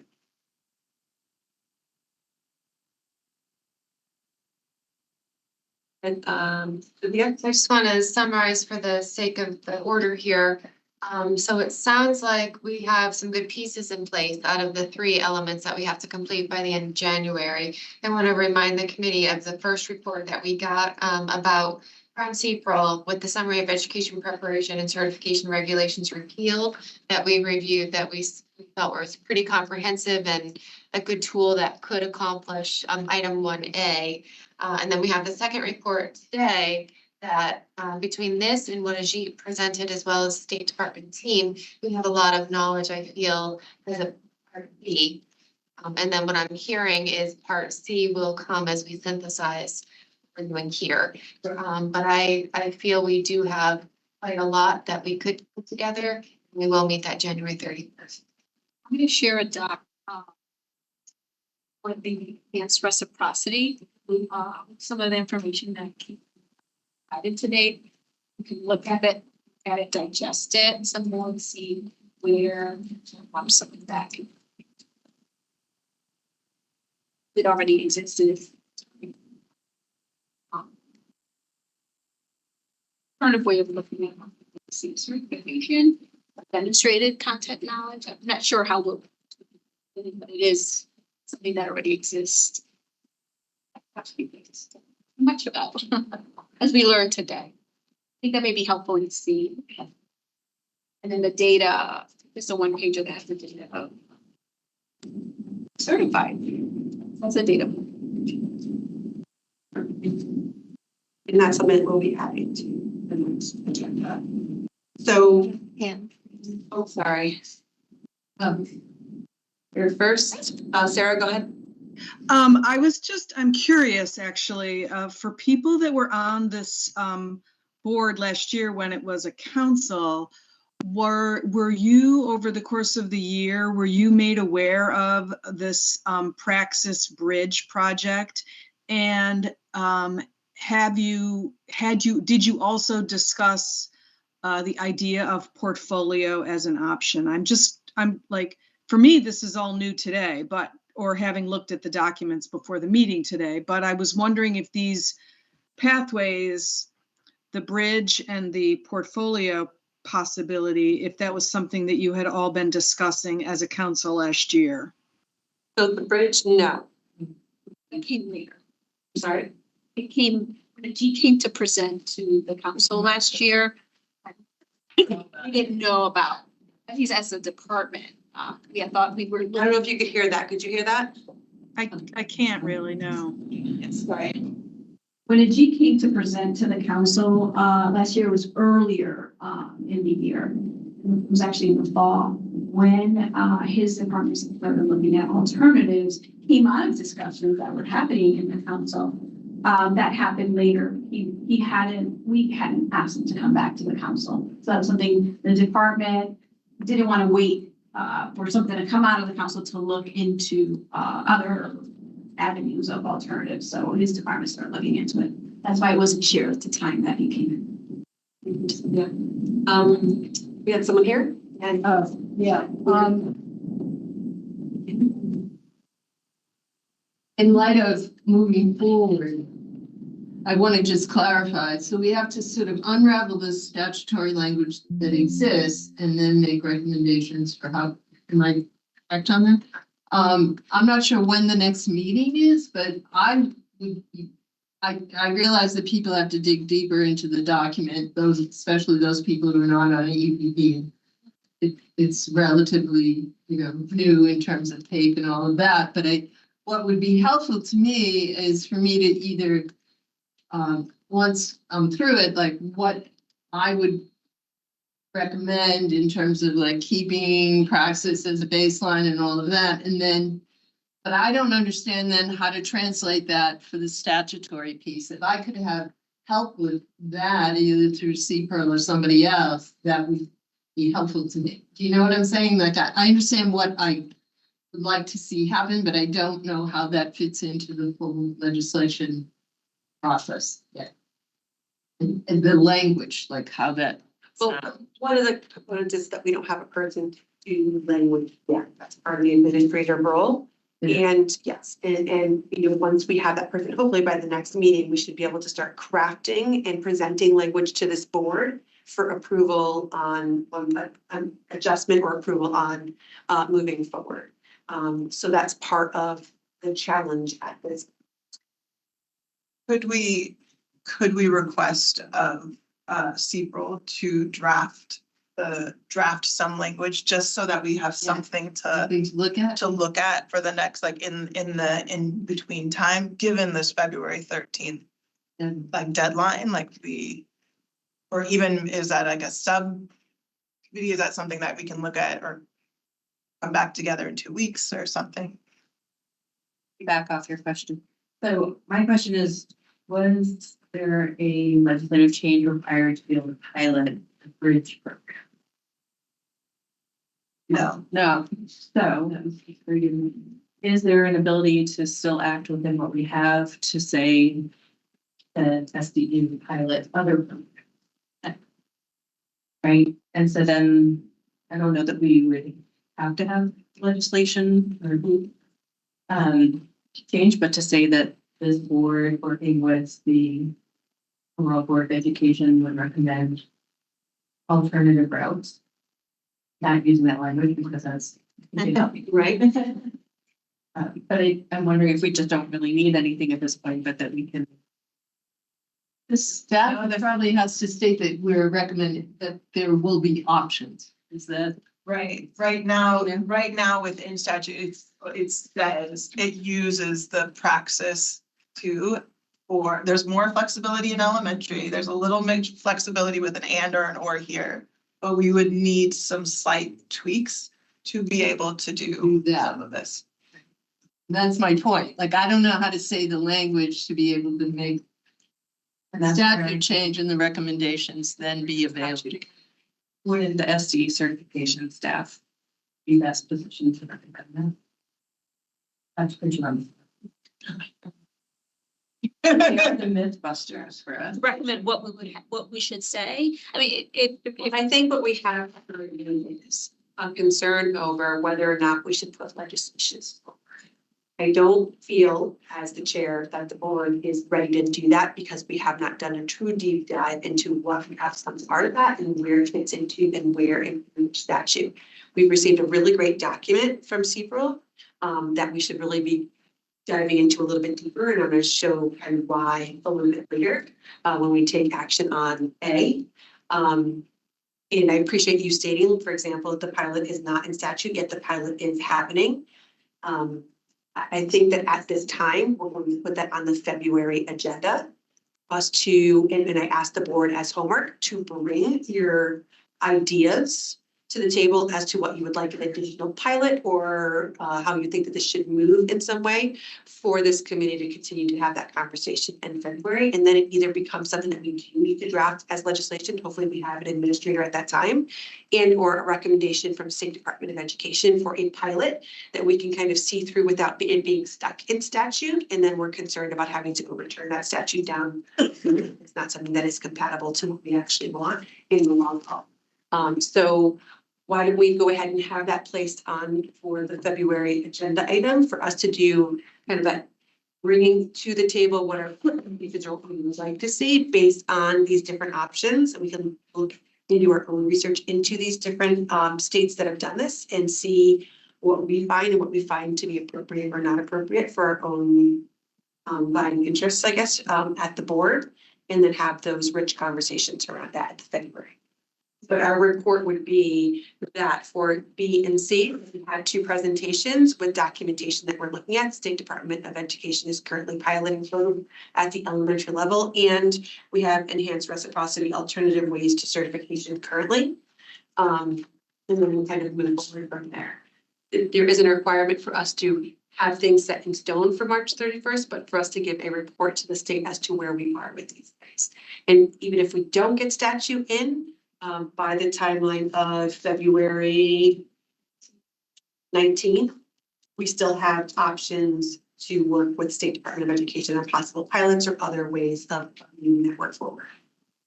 So just a point of clarification. So you're saying for us all to bring to the next meeting or potentially in advance so that people can review it. Absolutely.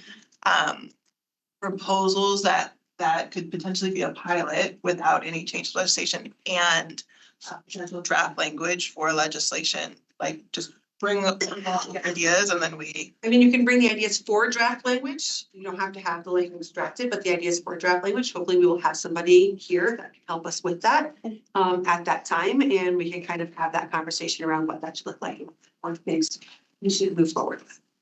Okay. So I think oh, sorry, go ahead. Be beneficial at this point to bring people in to provide some background. I hear a lot at times about accreditation. If we make a change, it could affect the EPPs, their piece of it. Would it be beneficial? It's brain being in considering also the president's since that we've been forward with them to answer a lot of the questions, especially if we're thinking of piloting alternatives to make sure that Yes, certainly. I wouldn't have. I don't know when, I just don't know if this is like the right time. I mean, questions already came up today, right? So maybe having somebody online that Yeah. can, access, maybe they don't have to come in.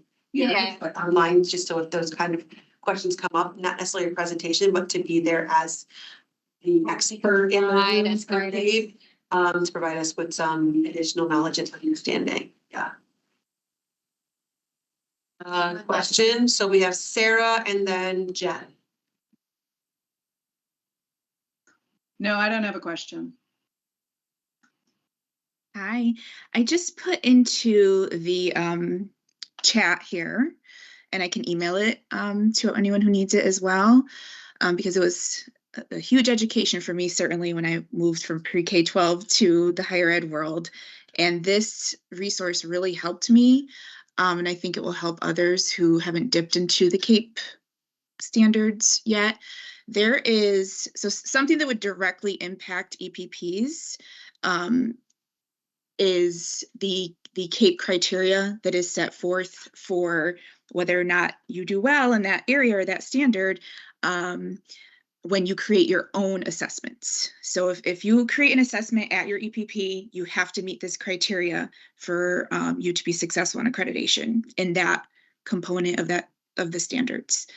So I think that's very helpful when people are considering options of different types of assessments we can do for remediation, because this is in the end, ultimately each PPP, this is what the kind of thing we're going to have to answer to if and when we create those remediation assessments, because even a portfolio is an assessment.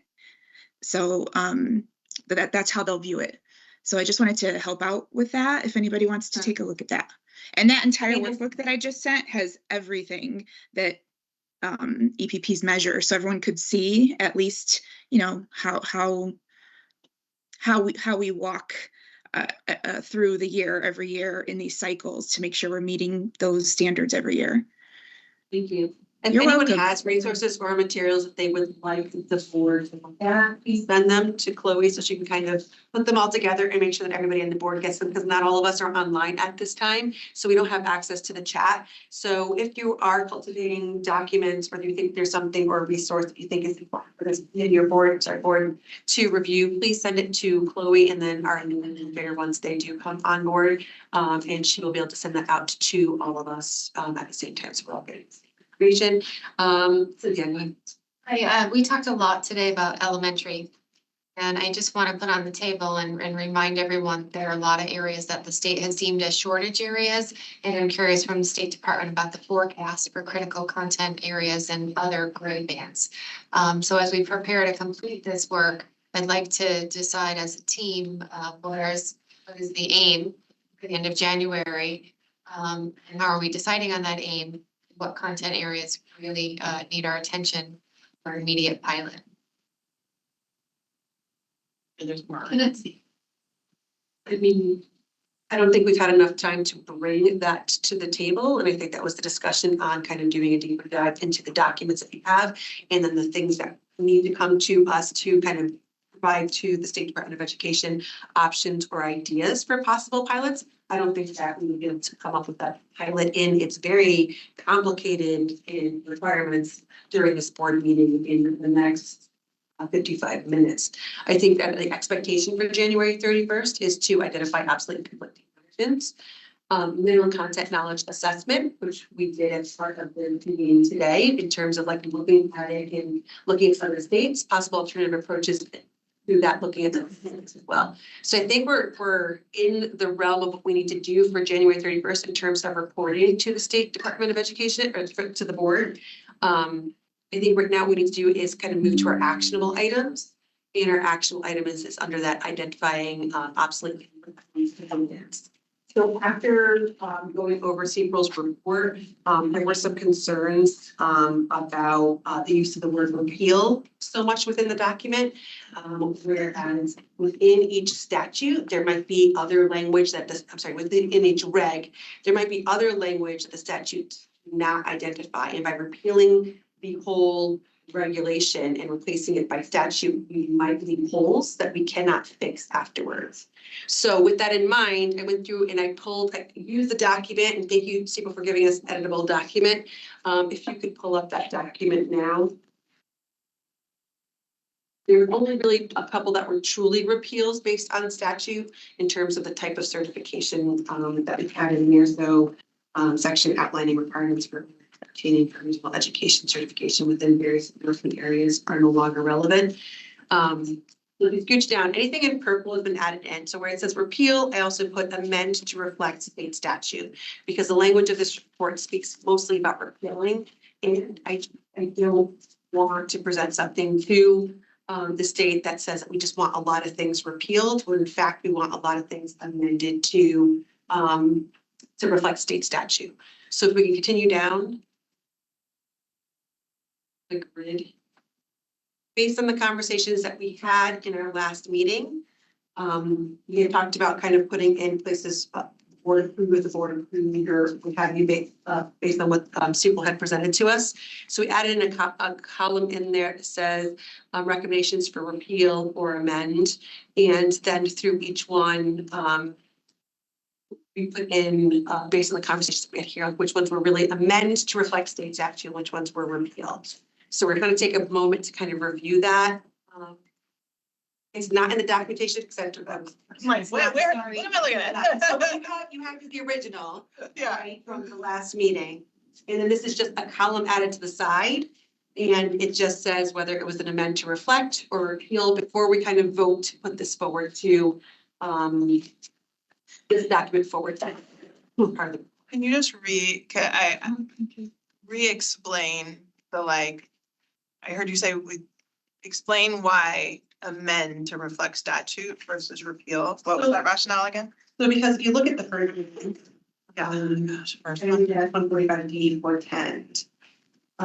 It fully repealed all the certain types. So you really want it to be amended to the state statute to reflect the state statute as opposed to repealing the entire regulation. Because what's the rationale? Because if you repeal the entire regulation, you would also be repealing other types that are not identified within the statute.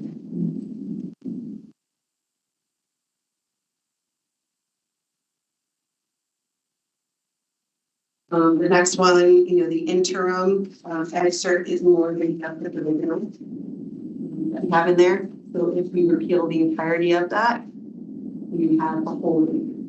Okay. So most of these are just amend to reflect state statutes. You're updating it to reflect the state statute language. Whereas repealing are some of the other ones there. I think so. I'm confused because some of this has already it's been repealed. It's like a done deal, or like it's there's things that are happening, and so I'm confused at which ones the repeal has already been kind of approved versus. So you have there the whole setting and things of that nature. These are broken into different sections, right? So they even presented it into different sections to us in terms of section 1, certification regulations for people having been superseded or made obsolete by Public Act 2441. Public Act 2441 supersedes parts of the regulation, but not the full regulation in each instance. Just that way, I asked in. Yeah. The lawyers, just in case we had any questions. Yeah, thank you. Just clarification. So it's been superseded or made obsolete by Act 2441. But all of it isn't made. The entirety of each regulation hasn't been made obsolete. Parts of the regulation has been made obsolete by the statute. And what we're stating is amend to reflect the statute. The parts that are not addressed by the statute stay in.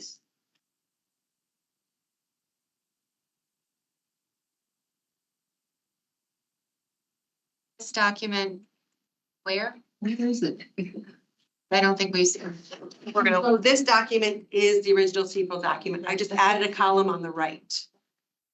so is that in the packet that came in? Right, it's not in the packet. It's not here at all. Oh, it's hard. You're to digest. as a chair, you're recommending this for us to review or to like vote on today as our report? It's up to the board, because we were going to push this forward as our, last week, we were taking it and we were saying, let's vote on this to submit it as the report to the state. And then after looking at it much closely, it became apparent that we can't say just repeal all these things, because there's parts of these regulations that we would want to keep in that the statute does not discuss. So what we would want is for the regulation to be amended to the statute in those cases. So CPRO did a great job of identifying all the different areas, but there are parts that there are some concerns over whether or not we want them fully repealed and replaced, or if we want to look at the regulation and amend the regulation to reflect. Were those concerns that, maybe I just missed this in our last board meeting, were those concerns brought up in our last board meetings, or those are concerns that you've kind of heard since our past board meeting? These are concerns after reading through. Yes. Okay. Because when we looked, because this board did not look at every single one of these statutes in its entirety language to see how they do or don't attach. And if we repealed the full regulation, there might be parts or holes in that regulation that we will be able to walk back. So. Raise this as a concern as well, because I was not familiar nor part of the previous work. And as so often happens in regulatory changes, pieces are what is being addressed. You don't want to get rid of them. And the unintended consequences be really fast and demanding. Thank you for doing the extra work. I know that this was a lot to bring to the group today. And some of you may need to take a look at it. For me, as I said, I wasn't familiar with the way that everything was written before. And so I asked specifically, when everyone seems so blanketly to take the report, I was a little concerned about rules that were left. Everything was. Have you had time to go through this as well, to the repeal versus? I have not. Years. Go ahead. Who? Jen, go ahead. I'm sorry, you know what? My hand was raised from earlier when we were talking about shortage areas, because we haven't looked at ActFel data, only Praxis. So that was just something I wanted to throw out there. But we're beyond that now, so it's okay. Liz Chu. Liz. You got your hand up? Oh, sorry. I was just gonna offer a point of clarification with the report. So this is just a explanation and study of all of the regs that were sunset already last session. So it's not a recommendation as to which were sunset. These are the ones that were sunset in the legislation that passed. The regs were sunset with a sunset date of 2026 to allow this certification board to have, now the time has gotten shorter, but at the time it was passed essentially a couple of years to address any changes you would want to make. So there's no gap right now. There's sunset in 2026. And you all could go through whatever steps you want to take to address any updated content of the ones that were sunset. So if you were, I'm not entirely sure what the recommendation is, but if they essentially want to like claw that back, you'd have to undo the legislative process, the sunsetting of the regs that were sunset, not in effect yet, but the sunset date is in 2026.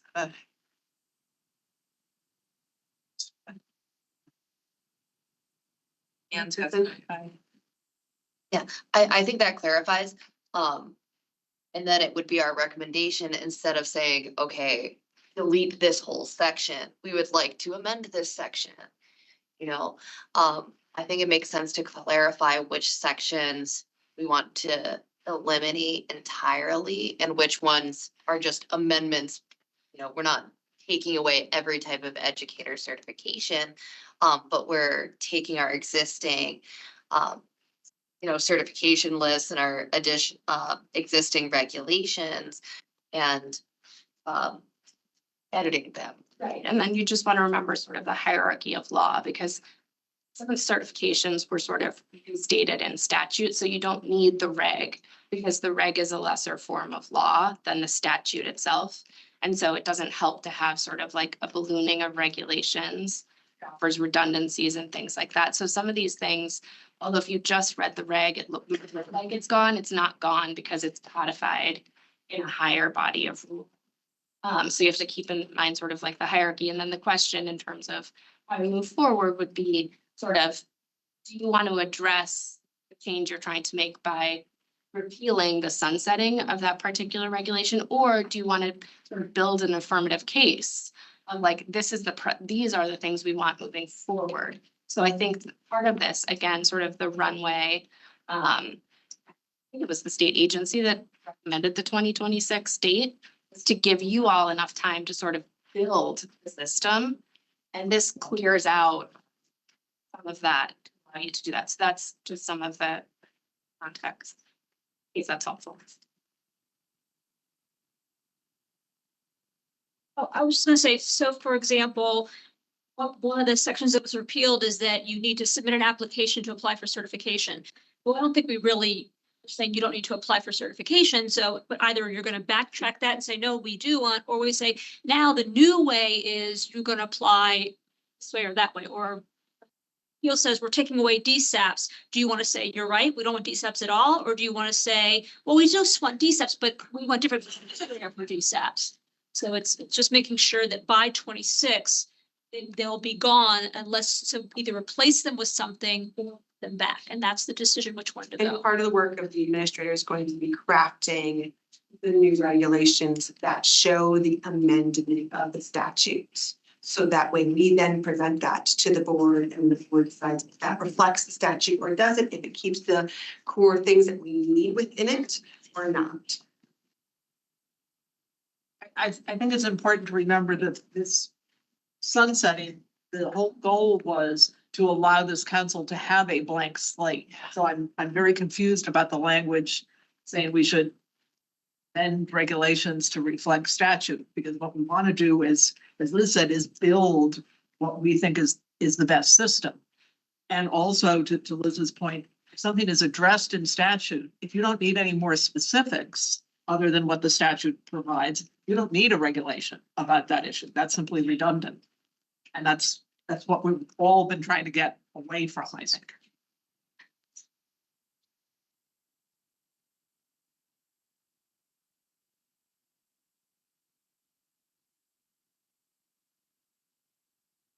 Further conversation on it. So in terms of meeting the January 31st deadline, what is the recommendation of the board to hit a? Can you put it back? Sure. Yeah, I emailed it to everyone. I downloaded it as a Word document, but so it's easier to look at everything together. Thank you. My recommendation would be to schedule an additional meeting in January. So that we can digest all of this, digest the conversation, we can research and do the homework that we've been assigned to bring additional ideas for proposals, drafts of language, et cetera, et cetera.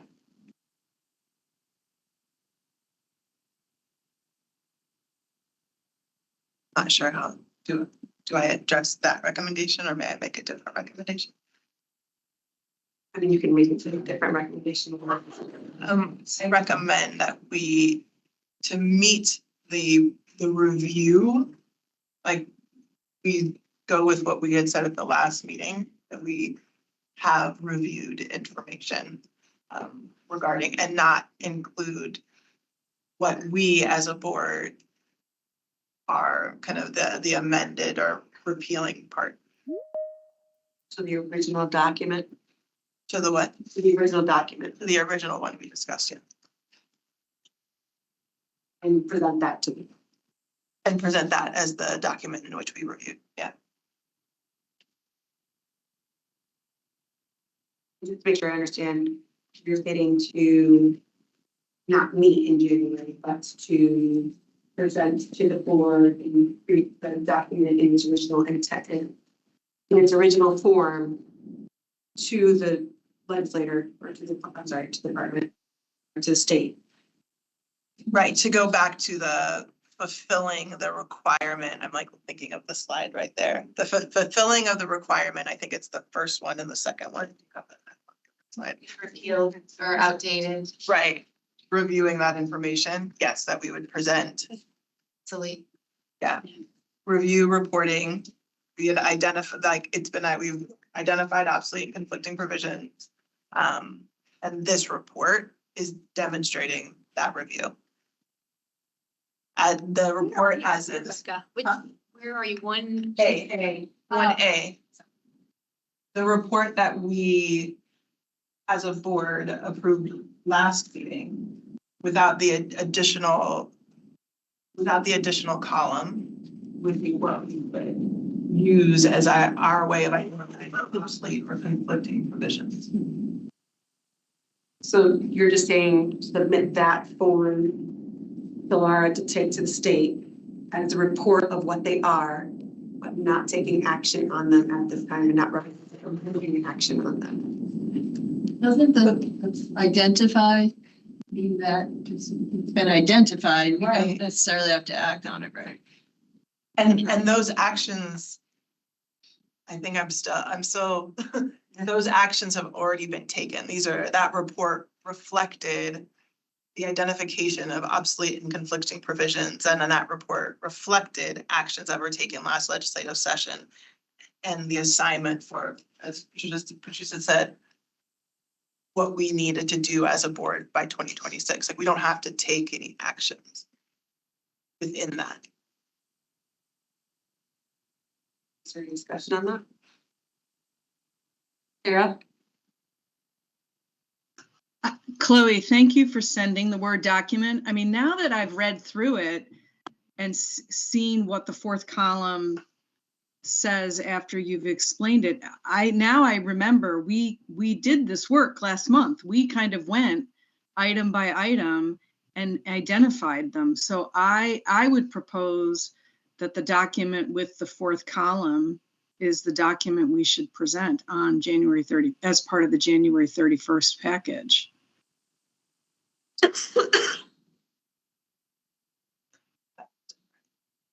Yeah, I think it's different. So you're saying to submit the original document without the fourth column in hers. She's stating to submit the one that has the column in her. Because there was discussion over it at the last meeting, and you're stating time to review all things and schedule another meeting anywhere. Correct? Okay, so do I have a motion for one of those for us to have discussion on? Right now we have recommendations, we don't have any motions on the table. And actually, I think, Dr. Ritchie, I think yours was a motion, right? I will second Dr. Ritchie's. Is there any discussion? Can you repeat your motion again?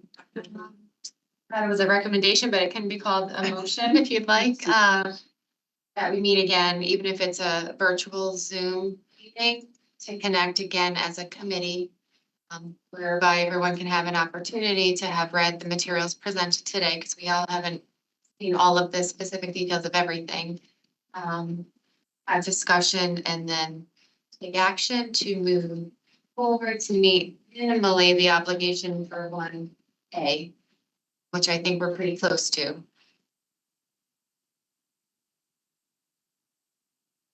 Oh, second. Is there any discussion on that? Sarah, your hand is up again. Do you want to talk about that or no? Okay.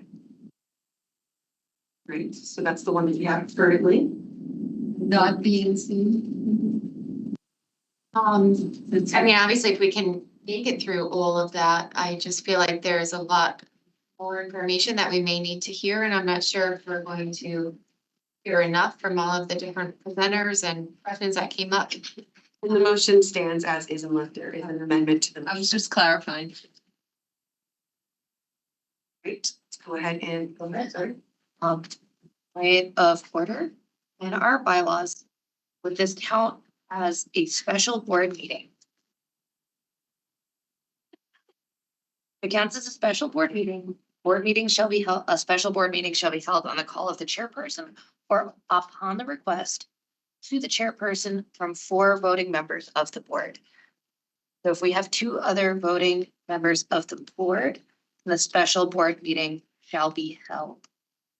Is it a special board meeting? It's not on a different topic. It's a continuation meeting for the same one. I would ask for it. That's the question. I would think that it would be a special one because we have scheduled once a month meetings. If anything above and beyond that would be considered. And No, we had added in, if there was additional meetings to be had, we would add them.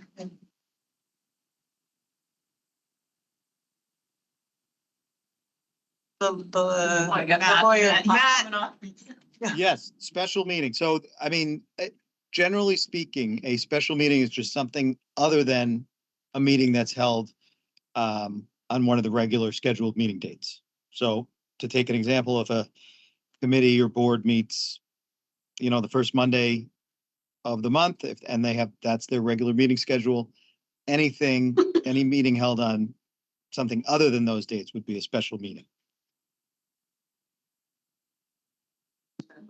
So this would fall within the category of special meeting. I also want to add my 2 cents. I can't help myself here. But just on the timing issue, I would just say it's much more important that the committee or the full board, to the extent possible, have confidence in its work, as opposed to adhering to a date set in the law. That's important, and that is in the law, but if it's not possible to get all the ducks in a row by that date, I would say, personally, I think it's advisable to go beyond that date if necessary, if that's necessary to get the work done properly.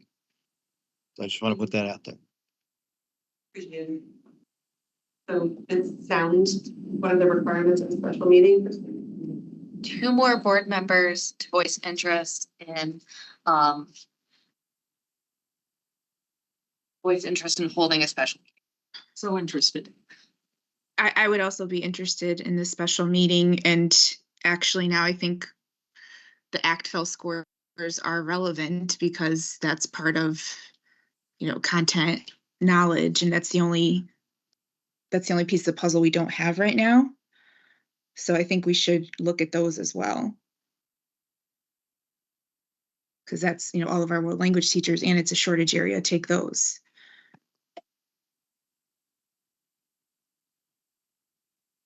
So what was it again? Say it again. The world language assessment is the ACTFL. So not I can the praxis appreciate that too. part of it, Jen, but I think we have to vote on what Dr. Ritchie has put forward, and I don't think it included that part of it. Otherwise, it needs to be an amendment to the motion that she's put forward and has been seconded. So could we amend the motion that, we still meet and have time to look at everything, but if we could get that piece of data from the CSDE around ACTFL scores, because it's a hole that we have right now.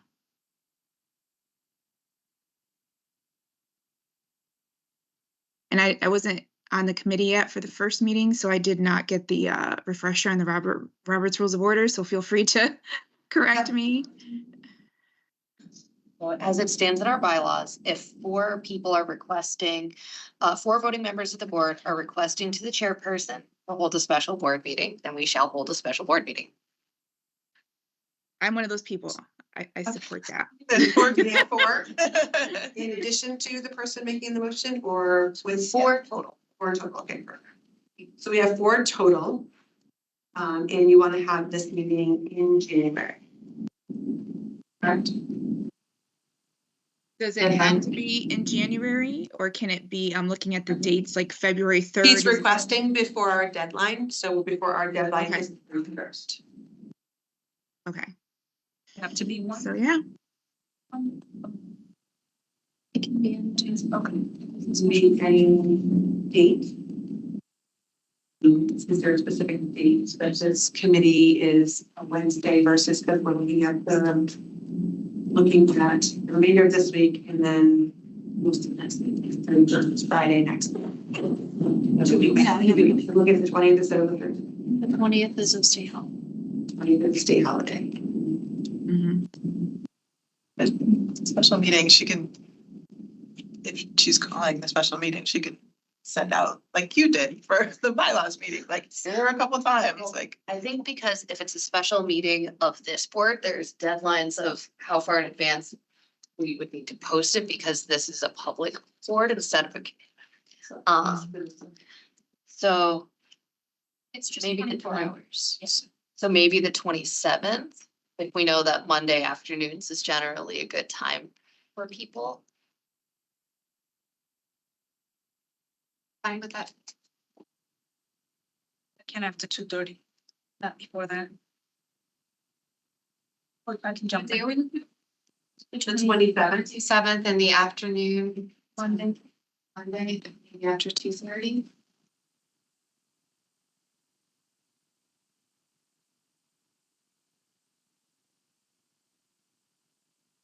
After 2:30. So we'll do 2:30 to 4. Would that be virtual? That might. I would say that was gonna be virtual as well. And then in terms of what you want on that agenda, or what you'd like to share from the agenda you want us to discuss? Well, I'm just reiterating the homework that were assigned, bring ideas, proposals, draft language for legislation, review the state standards and criteria. Review the draft with the fourth column of what was shared just now with, and make a decision on what is going forward for the agenda. What was the third thing? After Kate standards? Ideas, proposals, draft language. Standards and criteria. So it's about an hour and a half meeting. So just wanna, that's a lot for an hour and a half meeting. Just wanna make sure having clearer, or how about this? We'll leave this up as this for the time being because we have it on. We're here if there are any other motions which might help us guide what that other things are that we talk about at the special meeting. Are there any other motions for this board at this time in regards to the report as it stands or anything else? We had two, I think, recommendations that Sarah had one, and I believe that Rebecca had another. I would like to make a motion that meet the conducting a review of the existing regulations and statutes relating to educator preparation and certification, that we submit the summary of the education preparation and certification regulations that have already been repealed under Public Act number 24-41. That is captured within the CPRO report that this board approved last meeting without the additional edits made today.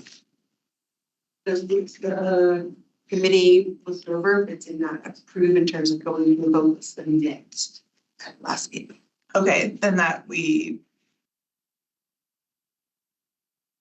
How would you edit that language? I mean, right now, if I was to read what you had already said, it was to present the CPRO report as presented to us to fulfill to the state.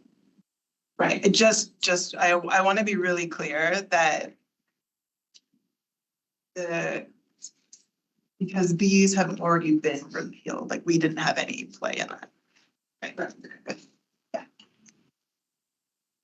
So your motion is to submit, just want to make sure you understand, submit the original report to the state to fulfill section A as it was originally brought to us. Yes, my motion is to submit the CPRO report to fulfill section A as it was brought to us. Without the additional recommendations or amend or repeal.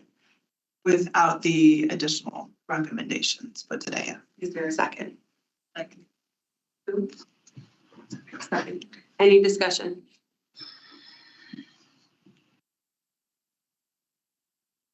I'll just say, I think that the requirement for the statute is to submit an inventorying of what is based on what was currently put in law last session.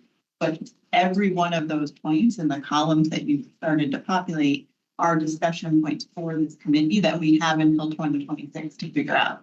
So I think we're not even stating a commentary yet, one way or the other. We're just saying what is, which is an inventory exercise that was accomplished with that memo already. So I think that's the like step one, but that is by no means the end of the discussion. There's like lots more we now need to do, but each one of those cells requires is in some cases less discussion and others more, but we're not there yet. We're kind of just at a state of play where it's like, what is right now? Yeah, is there something you would? Yeah, I'm just kind of wrap my head. I thought it's a hand. Go ahead. So with that said, if our job is just to present facts, then I'm comfortable with Sequel's report as is. And we could delay the special meeting if we have additional time to have the conversations about many other areas that are there. But if it's just kind of cleaning up, say your drawers or your files and saying, we've done this work and here it is, and I would second that we forward the report as is, if there's additional time to accomplish the additional conversation that needs to be had as we program forward.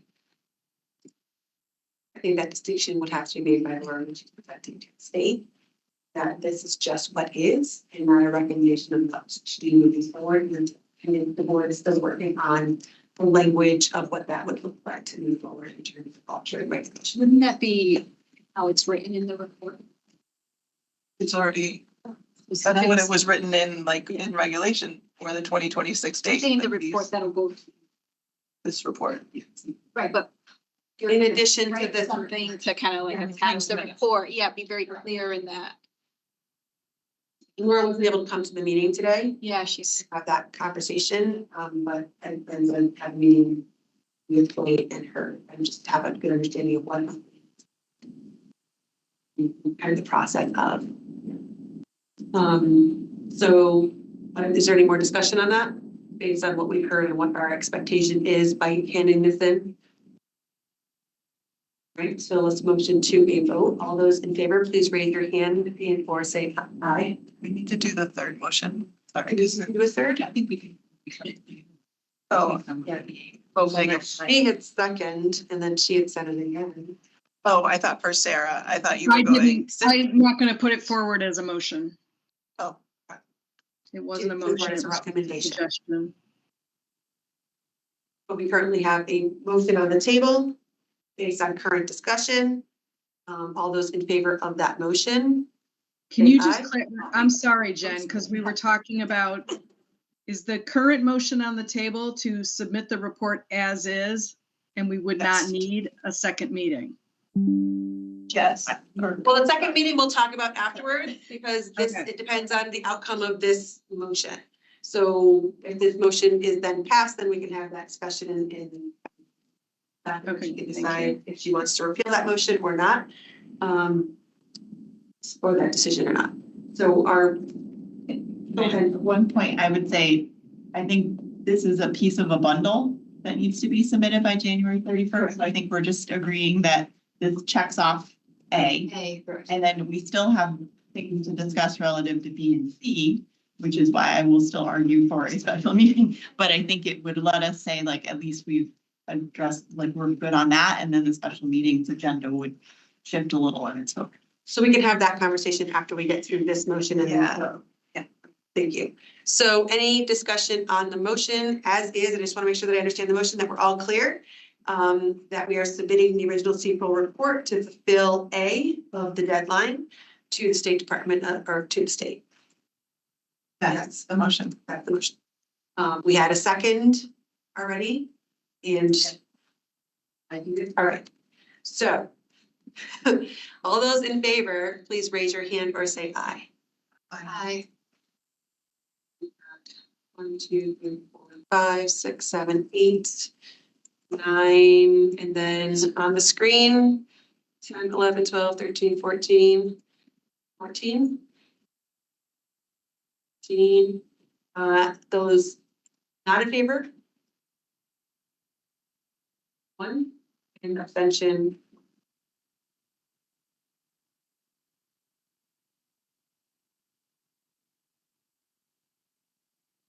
Now, we can open up conversation about, do we still have the meeting or not have the meeting? Currently, it has been requested and approved because we've had 4 people. So the question then becomes, do we have the meeting, or can we put up the statute again for B and C? Or, Well, let's look at B and C again. What do we yes, need? yeah, we're gonna pull that up right now. Sorry. Okay. Have some.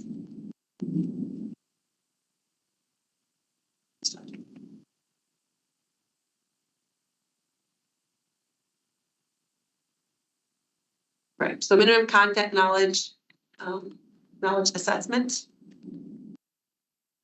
So review reporting on educator preparations or content knowledge, identify obsolete conflicting provisions, minimum content knowledge assessments, and possible alternative approaches to minimum content knowledge. I think that we're on the road to that based on the presentations that we had here today.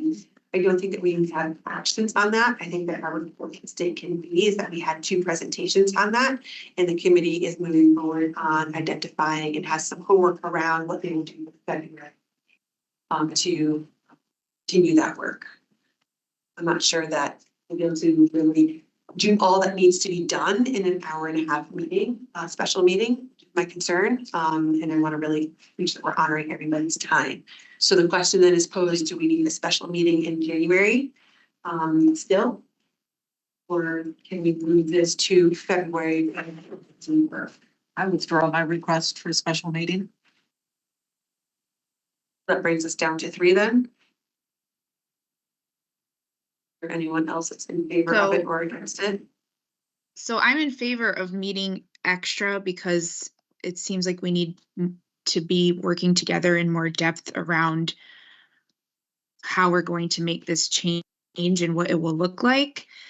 But my site review from CAPE is on January 29th. So I'm willing to do this. I want to do this, as I said before, and that's how important I think it is, because I'm also prepping for my CAPE visit, that I'm willing to put more time toward this in the next 2 weeks. But if it doesn't have to be in the next 2 weeks, if it could be February 3rd or another like 2 in February, that would be amazing for me. But I want to consider everybody, of course. But I am still interested in having an extra meeting because I just think we need more time. It's a huge change. I would go as the 4th, I guess then. I do think to do just seeing how this progressed, I think it'll be helpful for B, like the minimum content knowledge, for us to discuss if we would submit the 2 reports as part of our report. Just because this took a little bit longer than I had thought. So I think we might need that, even if it's only an hour and a half. I think that might move us a little forward just to affirm that. And to talk a bit about naming the current bridge pilot as one of the possible alternative approaches. Like, is that enough for this particular January 31st approach? So I think just having 30 minutes to clarify some of that so that when we come into the next board meeting, like we can start really moving into the much more meatier work that needs to be done, because 2026 is like right around the corner. So just to clarify, we need to have 4 people. Who are the 4 people who want the special? Because we have somebody who pulled, so we only have 3 currently. And I have now. That too. And Jen. And Catherine. And Catherine has her hand up. I think Catherine. I was raising my hand for a question. Oh, sorry. Go ahead, Catherine. And this may be directed at Matthew, sorry. So I think that we have some information. We've already done the review. We don't have a specific replacement. We don't have specific. So lacking that specificity, would it be possible to just report that we're suggesting that we need some flexibility and perhaps a an alternate approach. I mean, is that enough to say it, or is that too vague? Because right now that pilot, while it's an opportunity for elementary, it's only elementary. And that's because there's 4 subtests, right? So, and if you look, there's multitude of other certifications, right? So what can we lack the specificity of what explicitly we need? Or can we just state that we're recommending an alternative approach, TBA? I think we can pretty much say whatever, and Matt, correct me if I'm wrong, but we can report to the state whatever it is this board has identified as what we want reported to the state on this particular issue. I don't think that we have specificity on what we would want to replace or add on to what we currently have in terms of assessments.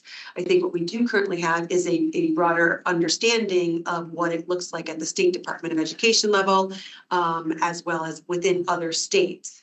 I think there's a bit of kind of internalizing and researching this a little bit more by all the board members and then having further discussions around that. I think at this point, we could report that for B and C, we had 2 presentations today that helped to build our understanding and to help this board move forward in whatever direction they deem and feel. That makes sense? Does that sound right? Yeah. Right. Well, first of all, yeah, I mean, I wish I had all the definitive answers to these things, but I guess I would just rely on the language of the statute. And so the slide that we're looking at, that's kind of just a brief, rule of thumb, just a very brief summary of what the statute says. And it's always helpful to go back to the language, which I have in front of me, and it's in Public Act 2441. And so this is section 13. Section 13 refers to this report, this section that's due January 31st. And I think it does contemplate something fairly detailed about what the scheme will look like to answer the question. So rather than just saying, we, the board, think it's beneficial to go in a different direction, it looks for example, recommendations for legislation, right? So what specifically would the legislation say? So I think that's sort of what's contemplated by the language in the Public Act. Which I think CPRO put in their report today, that we have to be very flexible, if I remember correctly. The CPRO report, as I understand it, addresses that part A. Right? The new one today that they presented. Oh, I see. Okay. Yeah. It says demonstration of education minimum content knowledge, review of the status quo and alternative approaches. So it kind of addresses both B and C. So this could be included in what is reported to the state as our road to the continued work that we have reviewed this and that we're using this to kind of build on, as well as Jean's information and the other things that will be coming to us from the State Department of Education in terms of reciprocity, documentation, and that kind of thing. So that certainly can be added into the report to the state for us.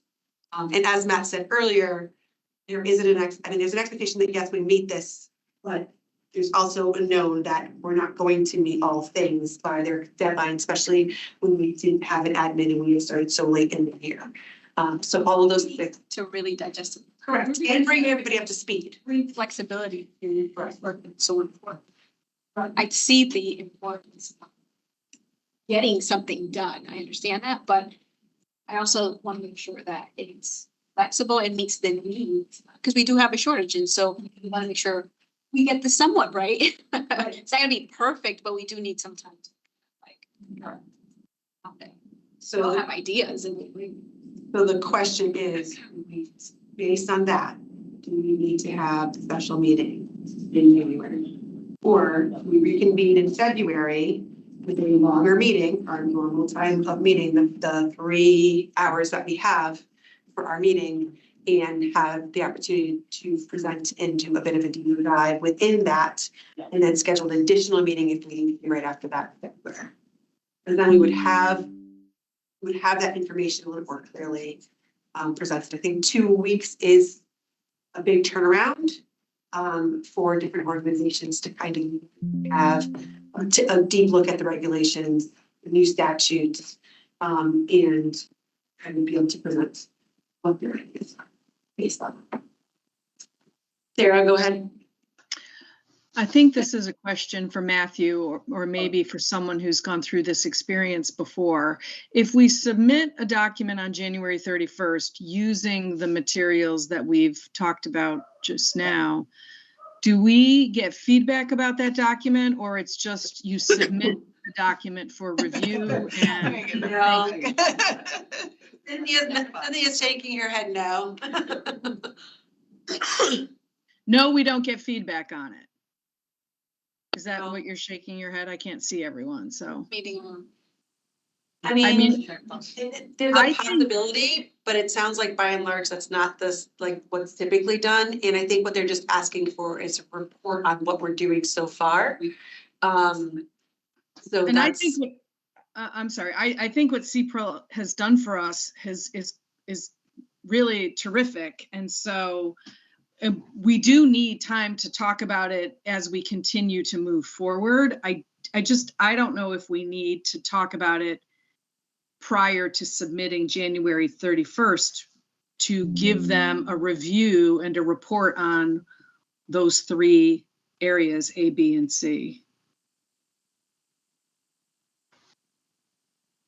We don't need to, if we don't need to discuss it, I mean, I only put the motion for A, not B and C. But are you proposing to add B and C into that? Because our next meeting is after the 31st anyway. I mean, what I was going to propose to Laura was to what you had stated.